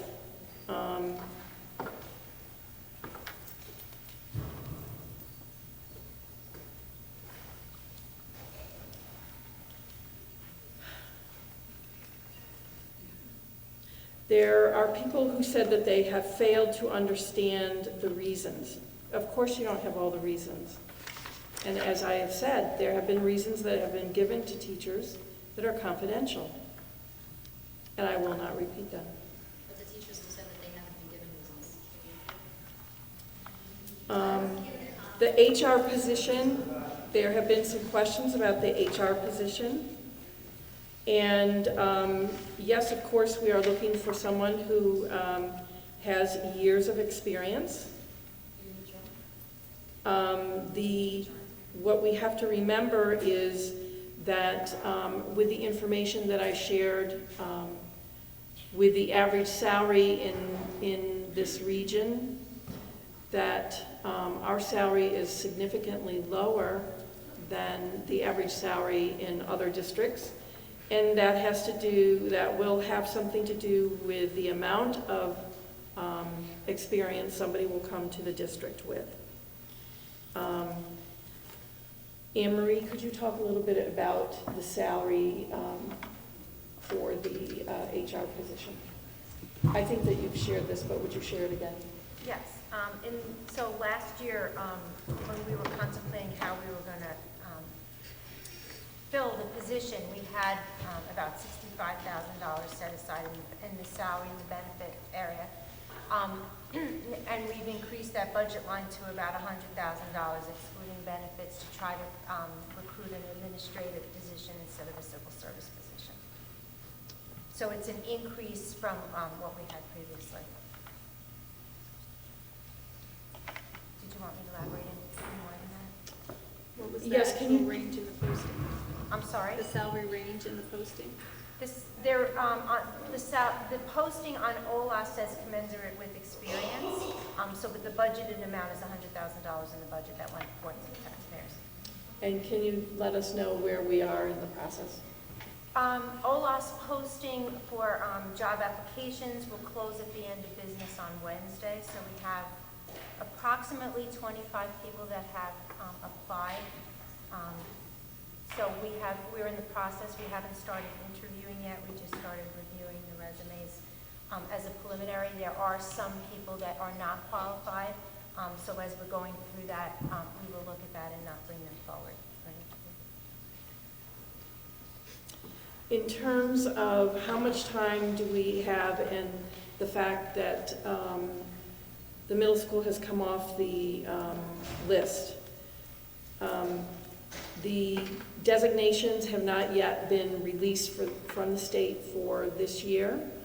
And so when those designations, whether you are a focus school, a lab school, etc., they have not yet been released from the state, and when they are, I will bring them forward.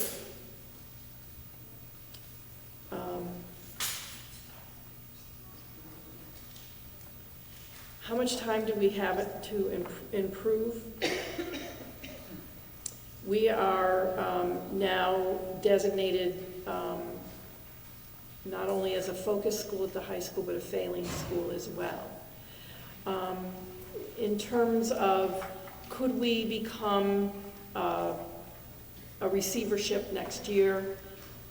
Probably not. Probably not next year. The state designated X number of schools this year to be in receiverships, and I'm sure that the state will be watching that. There is quite a bit of work that goes into monitoring what's going on with the schools in receivership. I don't think that the state is anxious to continue to identify, although they do have the right to do so. And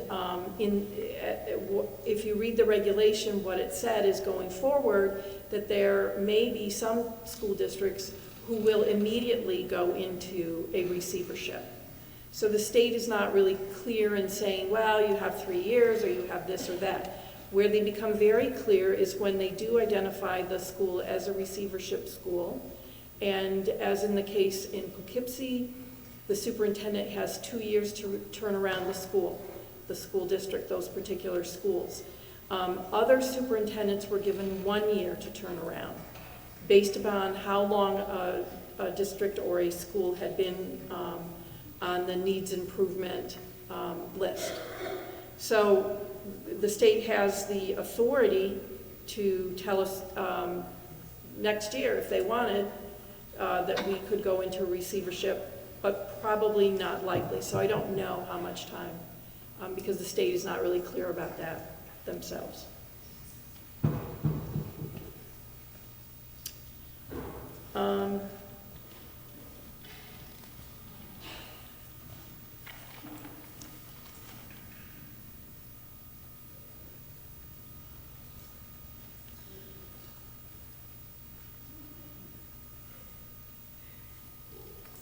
I think that is what I can answer right now.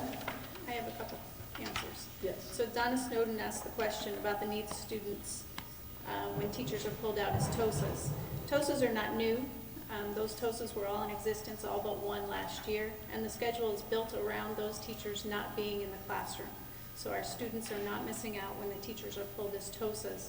They're doing a job different from teaching in a classroom.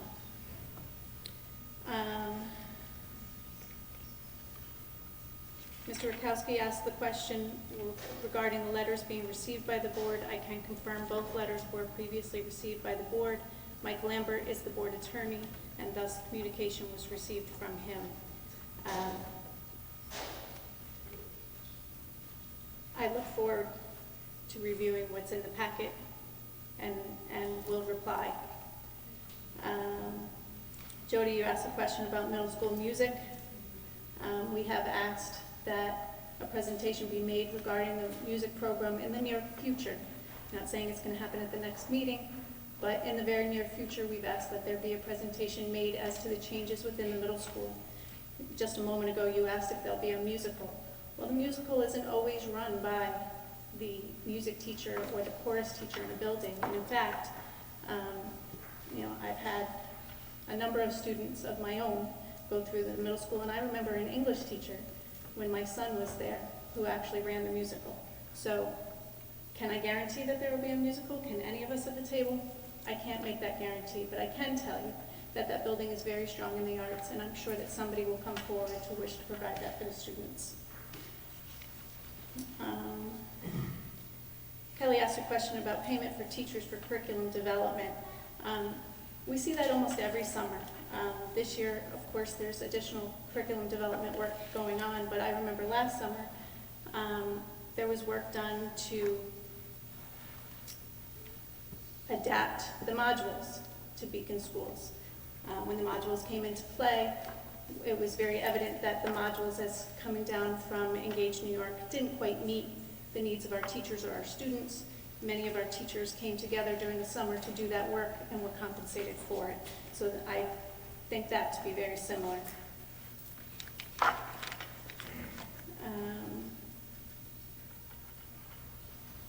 We spoke, Rebecca asked questions regarding the HR director, and I believe those questions were answered. There was a question regarding grievances. Those are personnel matters, and I cannot discuss those.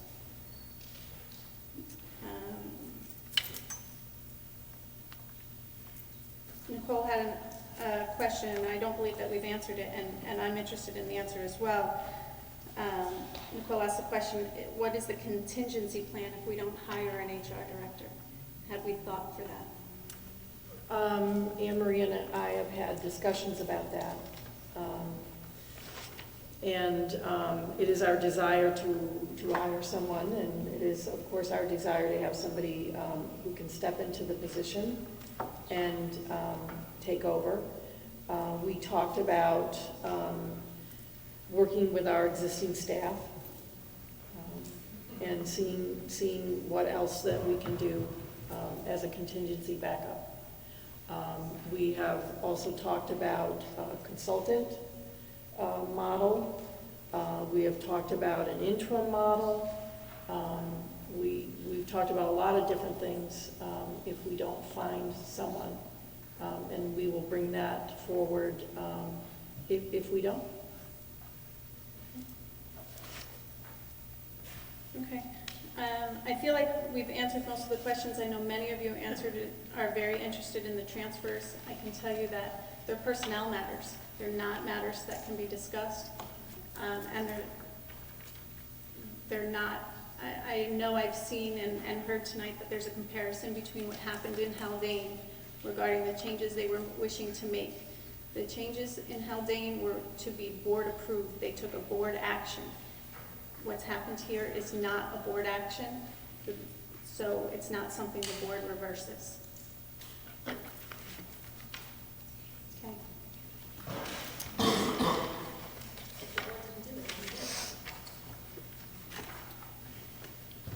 The transfer of teachers is within a district activity. You did not see it on the board agenda as something that, an action taken by the board.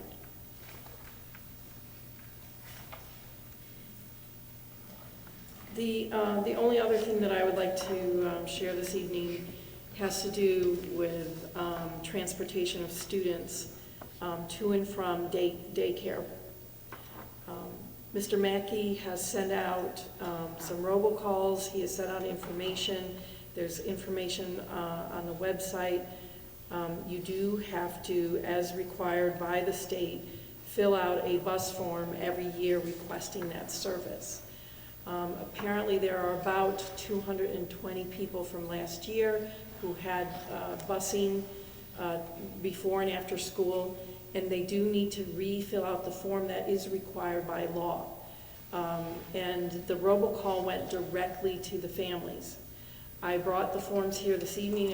If you are one of those people who have not yet filled out the form, we've reached out a lot of different ways, and very few people have signed up. The problem is if everybody waits till the day before school opens, and there are 150 bus routes that need to be figured out, that is almost impossible, and we definitely do not want to leave people stranded. So if you are a person who needs transportation to and from daycare, please take one of these forms, and if you're not here this evening, these forms are available at the district office. And please stop in and pick one up, or we could probably scan it and send it electronically if you need one of those forms. So please get those in. They are on the website as well. Yes, they are.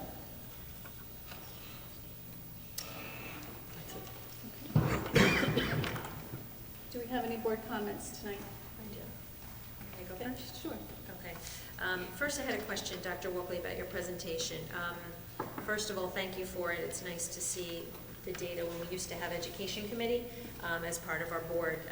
The board has different committees at this point. We don't have an education committee because as a board we felt that the whole board should be receiving the information, not just a subcommittee. So that type of data typically would have been shared at our education committee meetings, but it's nice to see the data. My question had to do with the beginning of your presentation. You talked about what we should be doing. So you said we should be approaching 50% of students passing at or above 85%. Am I accurate in that with distinction? So where does that 50% come from? Is that a statewide average? Is that an average for similar schools to Right. Beacon? That's a goal. That's a goal for Beacon. 50% of the students is a fair goal when you look across other districts and how other districts are scoring, other similar districts, and as well as other districts across the state. I would like to see, well, honestly, I'd like to see all kids scoring at a high level at 85% or above. But 50% or above is a place, a benchmark to start. Okay, thank you. The next thing I just wanted to talk about was actually a combination of things with regard to the Board of Education for the 2015-16 school year. A couple of ideas that we've talked about over the course of the year, board members have sort of brought up, and so a couple things I just wanted to see if the board could possibly consider talking about more at our August 30th meeting. One was a possible meet and greet with the board, either during a workshop session or at a special event, so that people in the community could have a chance to talk and get to know the board members as people, to get to know what our backgrounds are and why we chose to serve on the Board of Education. I believe Kenya had talked about this a little, so I just wanted to bring it up again. It's a new school year, so possibly if people are willing and it's something we could put together in September, I would like that very much. In addition, something that was brought up that was also in the New York State School Board's newspaper. Board members get a little mini newspaper every week or so, and there's an article in this about a student board member, and I know this is something that Anthony had brought up at a previous meeting, and we really never got a chance to follow up, but after reading this article, and if anybody on the board didn't save a copy, I have one if you want to look at it. But apparently, and Anthony did say this before, that there's a section of education law that allows the board to expand its membership. So this student board member is typically a high school student. They can't vote on board business, but there's a way to bring students in and to have them have an impact. So the article I liked said that we're aiming to develop and train our students to be college and career ready, and we want them to be productive, engaged citizens. So the article also talks about one student that they profiled and his experience on the board. So if anybody wants a copy, but I would ask if the board could perhaps discuss this at a future meeting, or if it could be on the agenda. I don't know particularly legally if it's something we have to vote on, or if it's something already that's part of our policy. And I will say that since I've been on the board, one of the key issues I've been interested in is communication, and I am very happy to see all of these people at the board meeting sharing their points of view, and I encourage people to come and ask questions. And before I joined the board, I came and I asked questions, and I didn't always get an answer, and sometimes it was because it was confidential, and sometimes it was because the answer wasn't readily available. But I do appreciate, someone had said, not relying on Facebook for their information, and I just wanted to thank that person for saying that, because I appreciate when people in the community come to me. I'm not speaking for any other board members, and ask me questions, and when they do, I do try to get an answer. I haven't been asked any specific questions, but some questions that I've heard were, if you wanted to join the Dropout Task Force, and I know Mrs. Kellogg talked about that they'd be restarting in September, those groups, the action groups, how would you find out about it, and how would you be able to get involved? So perhaps as that comes around, people can find on the website getting involved in those task force groups. People were asking about the orientation for the middle school and high school, and I will say that that information is available on the website, right in the middle under upcoming events.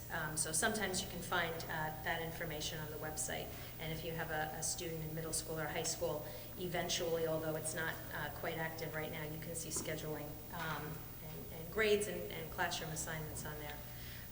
The other thing I wanted to do is just provide an update on the policy committee. I'm the chairperson. I serve on the committee with Mrs. Gadsden, as well as Mrs. Patchen, and Mrs. Thompson as well. So we've met twice since the last time I was at a board meeting. I missed the last board meeting. Those past two policy committees have been focused on the wellness plan for the district. So the wellness plan actually has many components. Part of it is the policy that the board writes on wellness. Another part is a regulation, which is written by the superintendent once the board approves a policy. So a policy is a general guideline for the wellness plan for the district. The regulation is then a little more specific and usually includes a little bit more information.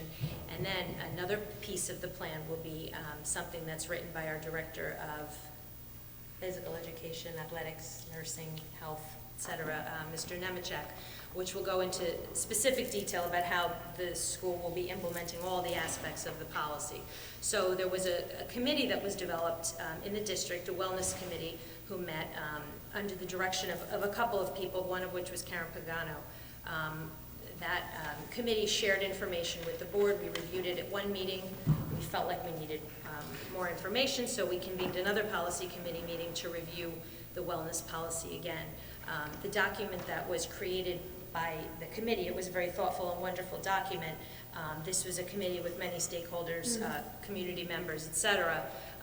They shared that with the policy committee. Pieces of that will go into the policy, pieces of that will go into the regulation, but all of it is going to be part of the bigger plan for the district. Dr. Walkley will be meeting with that committee on September 24th, so you won't see anything on tonight's agenda because at the last policy committee meeting I did say that we would be having a first read, but we'd like to have a dialogue with the committee. Dr. Walkley will share the board's questions, the policy committee's questions before we bring it to the board. So we want to make sure that we address that with the wellness committee before we move forward. So you won't see that policy on the agenda probably until a first or second meeting in October. So if anyone was looking for that.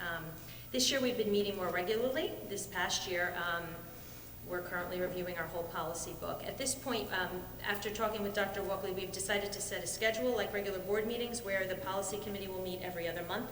And that will be posted on the website for the whole year in advance, so people who are interested in coming and participating and listening in on the policy committee meetings. And people who've been there know they're run a little bit different than the board meetings. But you'll be able to find all those dates for next school year when we put on the dates for the board meetings. Our next meeting will be August 17th at 7 p.m. in the board office in the conference room. And we're going to be reviewing some policies in response to some questions and some things that we've been talking about with regard to public comment at board meetings as well as the board agenda policy. So if you're interested in hearing more information about that, you can come to our meeting on August 17th. I think I'm finished. Thank you. Any other comments? Go ahead. Okay. First of all, I'd like to thank Ms. Atwell for her long tenure as the president of the union.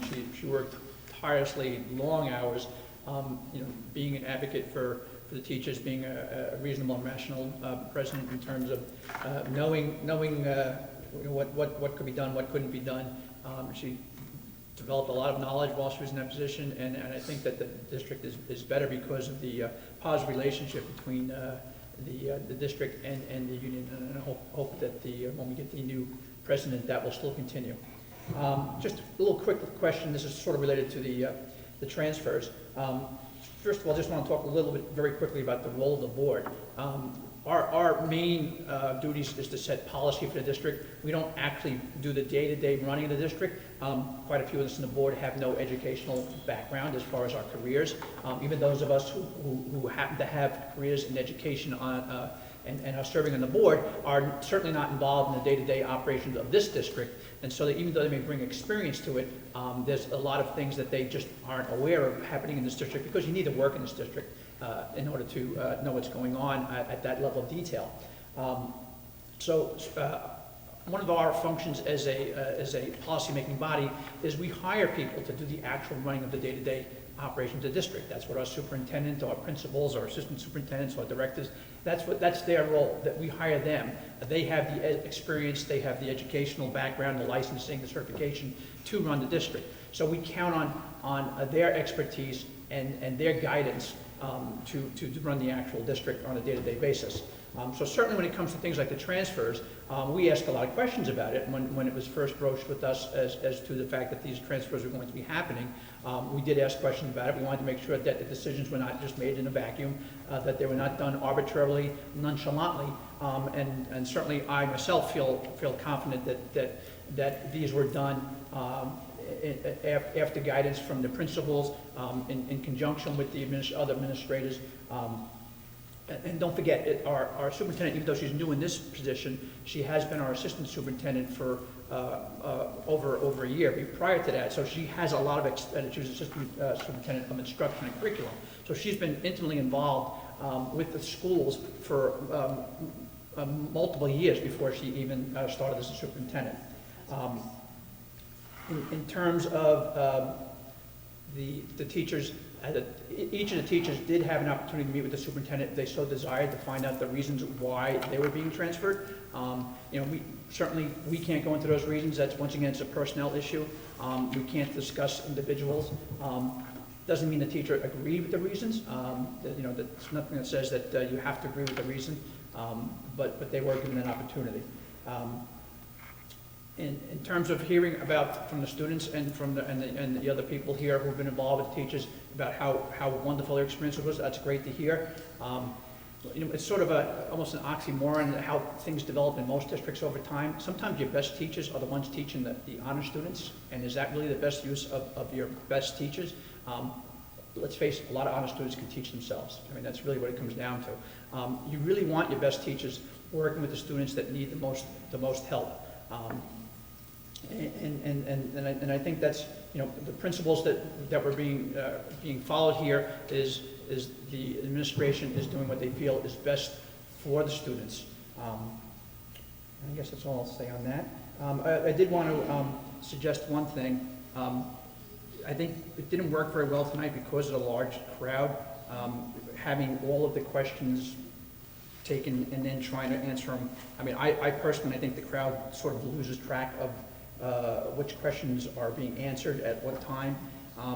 In the past, we did, after each person spoke and had questions, we did respond to that. And I certainly think that that kind of forum might work better, especially when you have so many people here. Actually, Bill, at our next policy committee meeting, that's one of the things we're going to be reviewing, which is the section of public comment that was changed not too long ago. Right. So we'll talk about that. And there were some reasons, I believe, that the policy committee made that change. So at the meeting, we'll talk a little more about that. Right. Hopefully you can be there for that. Depends if it's at night or during the day. It's at night. It's at the 17th at 7 p.m. in the board office. Okay. Anthony, you had comments? Yes. First of all, about the transfers, this is the third or fourth meeting that we had about them. It's nice to see that the parents are supportive of the teachers as the teachers support the kids in the classroom. So you can see that there's a team effort with the teachers and parents that are going on to be so passionate about it. The one thing that I would recommend is if we can't talk to the public about the reasons why the transfers are being made, maybe we could talk to them about what our goals are and how these transfers are going to bring about change to the goals. So maybe not giving them the rationale and the personnel reasons as to why this teacher was changed because it does infringe on employment. Maybe we could tell them how these transfers align to the goals that you have with these transfers being made so they have a better understanding as to, hey, here's our ultimate goal, and it needs to be kind of specific as to what that goal is, and then say how this is going to get to that goal. And I can't say anything more than what the public has said about the transfers. As a board member, I would ask Dr. Walkley to reconsider and come up with specific reasons why you're doing it and how it aligns to the goals, and then say how these transfers meet to that goal so they have an understanding as to what the goal is. And I think, I didn't hear the woman's last name, but Miss Anna, said getting the buy-in and having the buy-in from the teachers and the public and not just saying here are the changes, but having it be a group decision. And we know that when the group's involved, decisions are a little bit better. The other component that I want to talk about is Mrs. Atwell's apology for the board meeting on July 13th when she turned it back to the board. I went home that night and I checked board policy 1230, which was newly written. I think the old one was like 3330 or something like that. And it did have in there 6 times about addressing the board. So I'm glad that she recognized it. I hope that Ms. Thompson and Dr. Walkley would then, if a board member brought it to the attention, support it and say, yes, it is in the policy. The other question that I had is kind of off topic of what we're having, but the parent portal, last year it was piloted in the middle school and high school. I'm hoping that it will be through the elementaries, middle school, and high school next year. I know the school year starting. Is that going to be a fact? I know that they were piloting at the middle school and high school last year. I don't know if it got to the full where all people had access to it, and maybe, is it going to be at the elementary school next year? That's it. Thank you. Anyone else? So I just had a question about the AYP target. If we don't meet, AYP target, so if we don't meet in those areas, what are the consequences for that? That was one question. The other one is I would like to thank Ms. Atwell as well. She was very helpful and informative to me when I sat where this audience sits now. I had a lot of questions. I sat in the audience by myself, so I'm really pleased to see so many people present, but I was always able to reach over and ask her a question or for clarification on an issue or an area of concern. So she's been very pivotal in that. I've seen her express her care for the children of this district. I hope that she will continue to do that. I know she will when she returns back to her position at the school. I just want to thank Ms. Kellogg for her presentation tonight. I think over the 2 years that I sat in the audience, all of these issues that are present in this packet today have made me very, very happy. AIS is a pet peeve of mine, and it's something that I want to see a carryover from the classroom to where someone's helping me develop the skills needed in the classroom. If there's a disconnect, then I'm disconnected as a student, and I will continue to be disconnected. So she's making a connection. There's a lot of things in there that are just very important to the whole student. I just, will reiterate that I second the board meet and greet. I think that the community doesn't know us. You don't know what we do and where we come from and why we got here, why we even volunteer our time. And I think that that's important for you to know that. Facebook is not the means of communication, but it is a great source to get information out. Sometimes the information is misconstrued and you are stuck trying to fix whatever the problems are. So I think that is a great source of communication, but I think that being personal with people and being able to answer their questions is much more important. And I try to put myself out there just to get some questions answered. I agree with the student board member. I think that it would allow some of our students who want to, learn about the board process, the opportunity, and afford them, if it's available, then I think that they should be able to do it. So in reference to the AYP target, Dr. Walkley? So if you are a school who has good achievement, you're making your AYP targets and you only miss one target here and there, probably nothing is going to happen. But when there is a certain level of missing AYP targets, that's when a school, or your graduation rate or any of the other indicators, that's when a school becomes identified. Either as, it could be a focus school, it could be a priority school, or the state is now not identifying any more focus schools. They've just given it a new name, which is called a LAP school, which stands for Local Assistance Plan.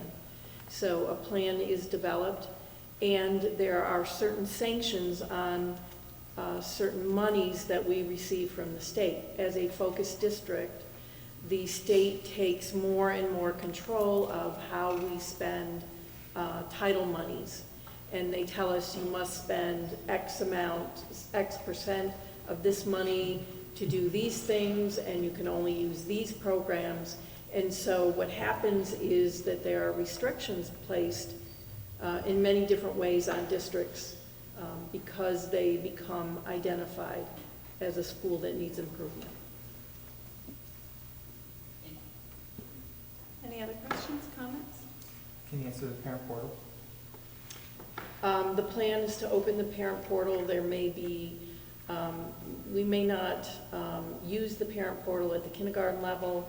It just doesn't seem to make sense to put a number grade in a kindergarten class, and that our kindergarten teachers do communicate with parents in a different way, more anecdotal, which is not really what the parent portal is set up for. So yes, that is the plan. Is that going to be publicized to the public how they go about getting it? Because it's going to be new for the elementary parents. It will be new for elementary parents. We will go through a similar process as we did with the secondary parents, because it seemed to work very well. To piggyback on Anthony's question regarding the parent portal, is there an anticipated date that the portal will be back up for scheduling purposes? Well, that is going to be driven by some of our trainers. So we have to wait for our trainers to come back to school so that we can easily access them since they are on vacation, et cetera. So I think once school gets started. So we'll be waiting for schedules to come in the mail. They won't be something we can see.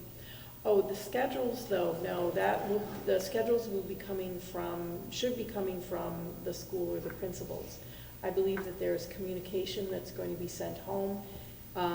Both the middle and high school needs to have the schedules for their open houses so that students can come with their parents and walk the schedule. Okay. So the week of the 20th. Then. Right. That is their goal. Okay. I as well I'd first like to thank I Am Beacon and Key Food for the wonderful community day that they sponsored this past weekend. I look forward to seeing all the kids coming back to school with their I Am Beacon backpacks and the goodies that were in them. I attended, and it was great fun to watch the police chief get dunked in the tank, and the little boys with such excitement to be the one dunking him. Christine had an idea about the meet and greet, and while she was talking about it, Bill was whispering in my ear, Spirit of Beacon Day. Some people may not be aware that the board does participate in the Spirit of Beacon Day parade, and then we host a table, and various board members are there at various parts of the day. And not to say that a meet and greet won't happen at some time, but Spirit of Beacon Day we know is a day coming up in September, and it is a great opportunity to talk to us as board members. Many of us are parents with kids in the district. You know, some of you may know some of us just from within town, but it would be a great idea for members of the community to know us just a little bit better.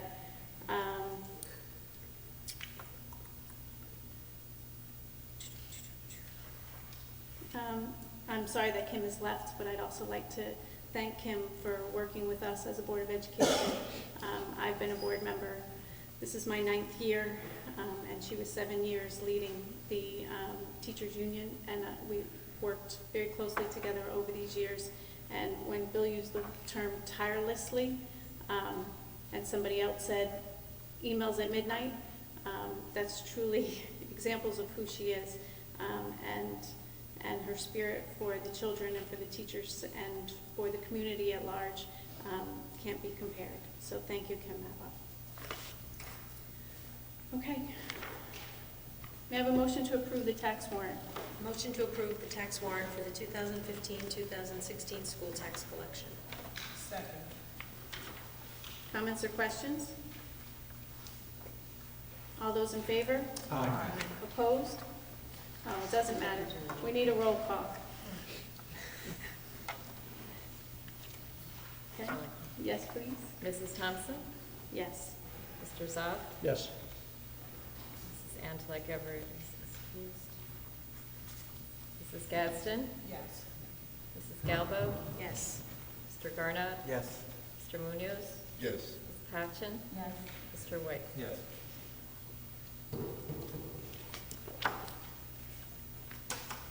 Motion carried. May I have a motion for the consent agenda? Motion to approve consent agenda items 11.02 to 11.07. Second. Comments or questions? Yes, I'd like to pull two, 11.04A and 11.04F.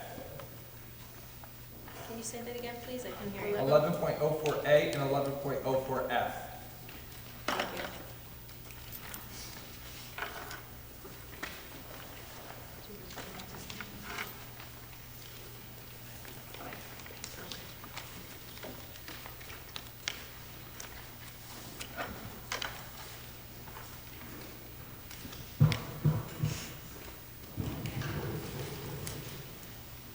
Okay, so, we need a motion to approve the consent agenda items 11.02 through 11.07, omitting 11.04A and 11.04F. Correct. So, we can't pull individuals, so we have to pull the whole 11.04. Okay, so Okay.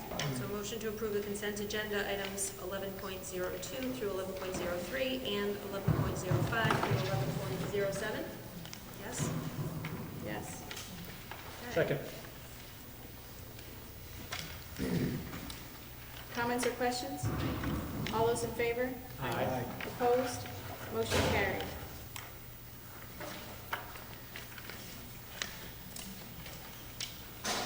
So you do the addendum and then you go back. All right, so motion to approve the addendum to instruction?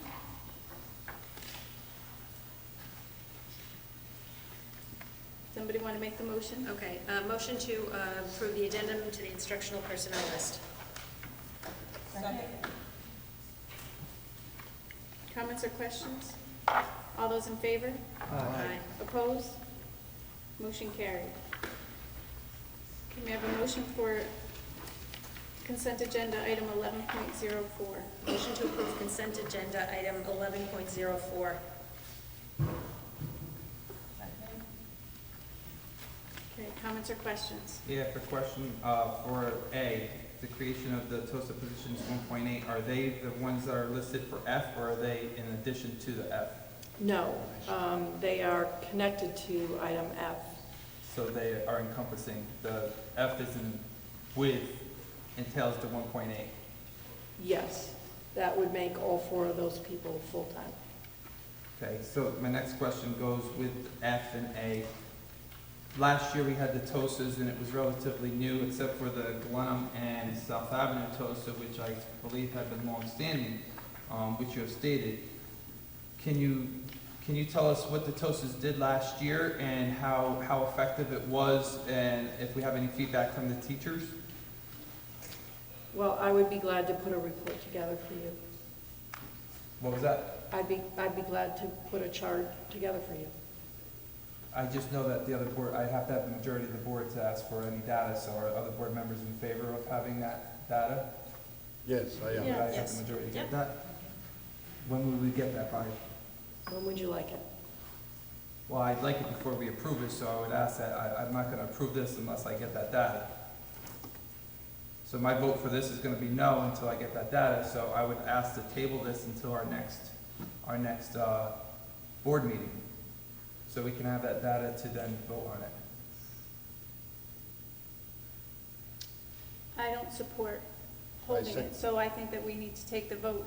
I Well, the think- question I have is, did the TOSAs, do they start their duties in the new school year, or are they going to be working, and do we need to appoint them tonight because they'll be doing things before the school year starts? We actually have plans for them to start working, yes. Okay, so then I guess I wouldn't support it either, because then we would have the inability to have them start working. Yes. Are there any additional questions? Yes, I have questions for I know that you said the 2 teachers from South Avenue and Glenham, they report to the building principals. Do the other 4s report to the building principals? Because I know you said they're K-12. Do they report to the building principal, or do they report to yourself and Mrs. Kellogg? Karen Kellogg. They report to Karen? Yes. Can you tell us, Karen, a little bit about their workday? Like, is it the same time as the regular teachers? Oh, absolutely, absolutely. They're in the school, just as a regular teacher would be. Oftentimes, earlier or later, they spend time going into classrooms, working with teachers to support the work that they're doing in the classroom.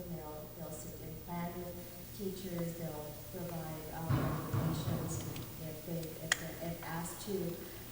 Last year was the first year that they expanded it, so it was, growing slowly. They didn't want to go into the classroom too abruptly or anything like that. It was really more about building a sense of community with the teacher. They, for example, one of the TOSAs had worked with a teacher at the high school and sort of did an opportunity where they co-taught together, and the teacher was really very appreciative of that opportunity and learned some strategies that he hadn't learned before, hadn't used before, and really found a way to differentiate instruction. So it's that kind of opportunity where they can go in and really support the teacher So are- in a vetted way. Sorry, are they all following then the high school work schedule or the elementary work schedule? They were, it was really dedicated last year to the secondary schedule, so not only at the high school, but also at the middle school. It seems like we're gonna vote on it, so can you just give us informal information as what the TOSAs did last year, so we know what that we're approving positions as kind of their background is what they did? Karen, I would rather that we bring accurate information It's just informal, so that people know what we're voting on.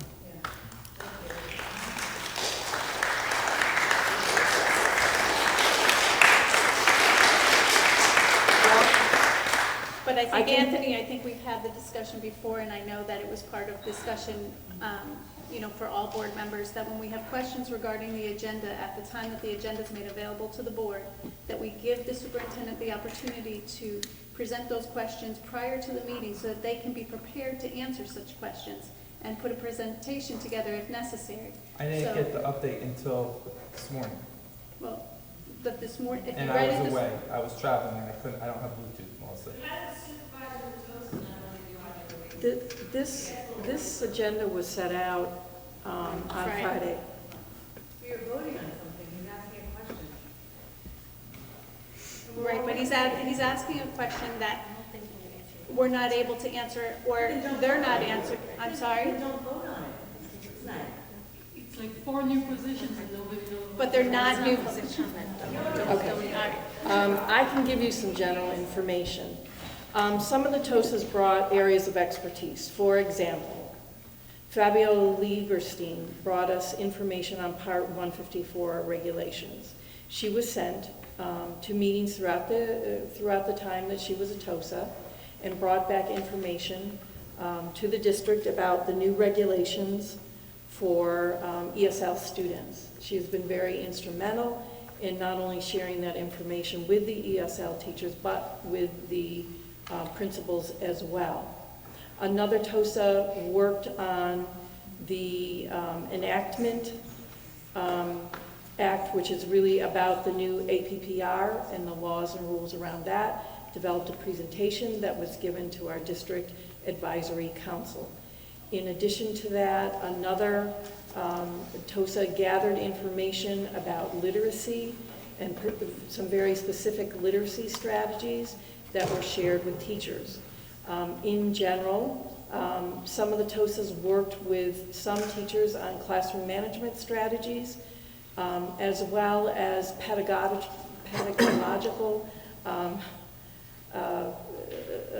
questions, and also shared strategies. There is a specific process that is used when looking at students and designing strategies for students. Each day is a different day for a TOSA, depending upon the requests that have been made of them. They also attended specialized training. Some of that training was with Dr. Jean Papandrea, whose PhD is in instructional support, and shared with them some very specific strategies such as curriculum-based assessment, which is a form of assessment, authentic assessment, which is sitting with a student to find out what they know and can do. It's a quick assessment from which strategies are then developed and taught to the teacher and then generalized to the class. And as Karen mentioned, the TOSA can then also do demonstration. They can teach and show the teacher what that looks like in the classroom. They can teach together, a team teach with a teacher to try out the strategy, etc. Sometimes a TOSA is assessing a student using some different assessment tools, including curriculum-based assessment. There's a wide variety of things that they do on a day-to-day basis. I think that was an excellent job description. How was the effectiveness of it? And I don't want you to ask that. I think it's good that the public has a good idea of what their responsibilities are. When you created the positions last year for the 14-15 school year, you must have saw a hole in the 13-14 when reviewing some data. Did you what were those holes, and were those holes addressed through the TOSAs last year? Okay. So, last year, yes, of course there are holes. There are, for example, based on previous state visits, the comments that have been made on previous state visits is the need to increase differentiation in the classroom, in particular for students with special needs and also for our ESL students. The state found very little differentiation of classroom instruction in the previous year in the classroom visits that they conducted. So there were a number of times that teachers might have been working with a TOSA on differentiating instruction and trying new strategies in the classroom. And therefore, once that strategy becomes a part of what the teacher does on a day-to-day basis, because we're only using research-proven strategies, then that increases the effectiveness within the classroom. We were a focused district last year, as we are this year, focused school. One of the things that was asked of teachers at the beginning of the school year was to have a lesson plan. And because the format of a lesson plan is a item that would need to be negotiated, teachers had a wide latitude in determining the format that they wanted to use, although they were given and taught very specific strategies. So lesson planning was a part of the service, I guess, that people could request from a TOSA. And during the state visit, if you'll notice if you read the report, there were teachers who still during the visit this year did not have lesson plans at all. So there is a very high need to help teachers do lesson plans that has been demonstrated by the feedback given from the state. So once a teacher learns a lesson design, then that increases their ability to plan. So you said that the teachers would request a TOSA to come in. Would they only go in if the teacher requests them, or would the TOSAs be appointed to the teachers? And if they are only by request, how was the process for a teacher to request a TOSA to come in? If the teachers are told that the TOSA is coming, what determines if the TOSA is going to that teacher or not? So again, I think that a presentation would be very helpful, and I'd be glad to answer your questions. I would like to bring a presentation to you, and maybe even some video clips, etc., so that you can see the kind of work that TOSAs do. So I would be glad to do that. Because my understanding when they create these was that the TOSA will be show up at the teacher's classroom and watch how they teach the class, and then coming with some suggestions how to improve. No, that is more an administrative function that happens in school districts. TOSAs are not administrators, and they are there to help teachers. They come into a teacher's room by request, or sometimes as a follow-up to a workshop or some training that they have attended together or that the TOSA knows about. But it is the administrator's job to come in and give suggestions for improvement. When a TOSA works, it is a collaborative, peer-to-peer relationship. It is not administrative, nor is it a judgmental relationship between the peers.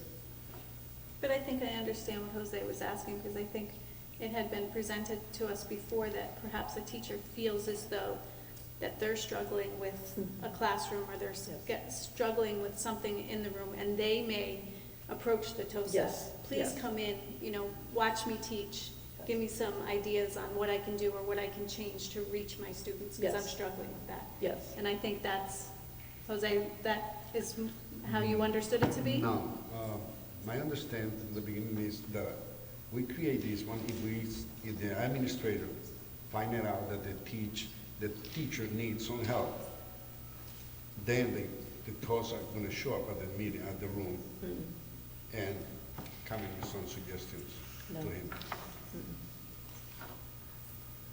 I just have one more question. Are the TOSAs given any special professional developments to gain these skills to help the teachers? Yes, as I mentioned, they have worked with Dr. Papandrea directly, and, you know, again, I did mention that, for example, Fabiola attended special training about Part 154, so it depends on the assignment that they're working on and their areas of expertise. But yes, they do get to go to specialized training.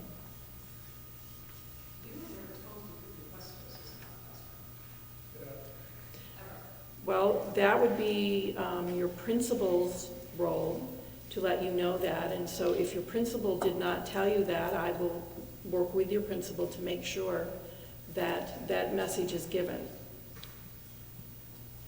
Any further questions from the board? I would just like to address the board and say I think that we need information before we go through it and follow a procedure of having information before we vote and put something forward. So I would just ask that the board members consider that. I second that. All right, well, the motion's before us. All those in favor? Aye. Aye. Do we need to do a roll call? Watson said no. I would like to.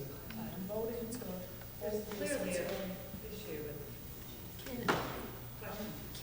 Can you just clarify, Dr. Walkley, what would be the implications of pulling this from this agenda and moving it to the next agenda for August 30th? You said that the TOSAs are to begin work prior to our next board meeting?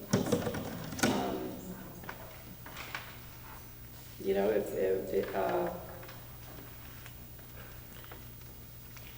I don't really understand what your concern is. I really don't, Anthony. It's not just my concern, Dr. Wolke. You're saying it's my concern. I'm just asking questions, and it seems like I'm not getting the answers for them. And so my question was, you said that you would do a report for us. And I said, if you're going to do a report, I would like to hold off on it to vote for it after we have the information. What do you need to know tonight? You said you can't answer. Well, I'm asking you, what do you need to know this evening? How did you measure the effectiveness of the TOSAs? I just told you that often the effectiveness of a TOSA is based upon the change in the classroom of the teacher in teaching behaviors, which then translates to the student. Now, okay, so can I just stop you there so I could get more specific? You said the change. How many teachers did the TOSAs work with? I think you should just do a meeting. Whatever you vote on, you should just vote. I just want to say that it's the board member's responsibility to get to look and see what's going to be on the agenda for the evening and pass the questions on to the superintendent ahead of time. A lot of these questions, the information is not readily available right off the top of someone's head, and it requires people to do a little bit of research. I mean, and Mr. Zoff, do you know why I don't put things in email? No, and I'm not going to speak about it here, but you know why I don't put things in email. If you want me to discuss it here, I will. I'm just saying is that it's Or a every phone board call. member's responsibility. Anthony, or a phone call? You have two people also that are concerned, not just him, there's two Can we people. just So why not just put it to a vote? move it? It's on the, It's it's a motion, let's put it to a vote. Why are you pushing this? Like, it's clear that there's something And that control needs to arranged be that they are discussed. supposed to be speaking. So the motion's on the floor. All those in favor? Aye. Aye. This is all on film. All on film. Opposed? Aye. Thank you. I don't even know what I'm doing. She doesn't know what she's doing. There's four people here. Excuse me. No, not excuse me. We hired you. Hire me? Yes. Hire me. We appoint you. We are your Just continue on with the meeting. people. Come on. This is not the time for public comment. This is also a time to be professional.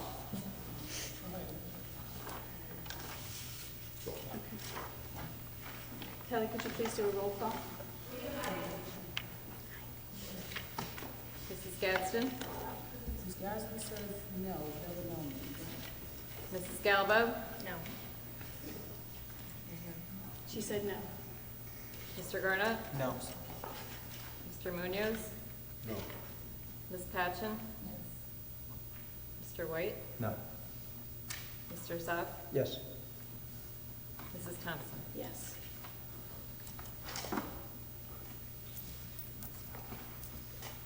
Five no. 3 yes.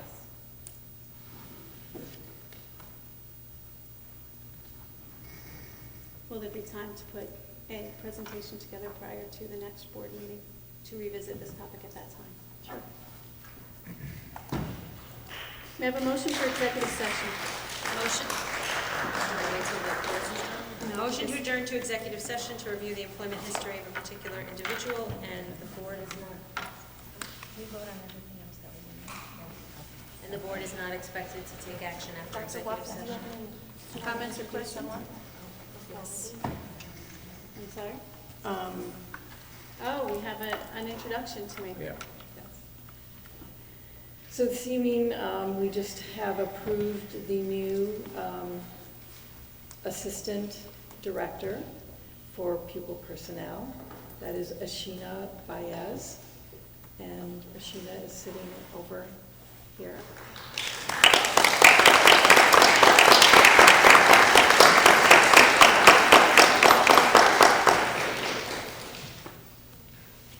Welcome, Ashina. Okay, all those in favor? Someone second? Yeah, George is second. Okay. Aye. Aye.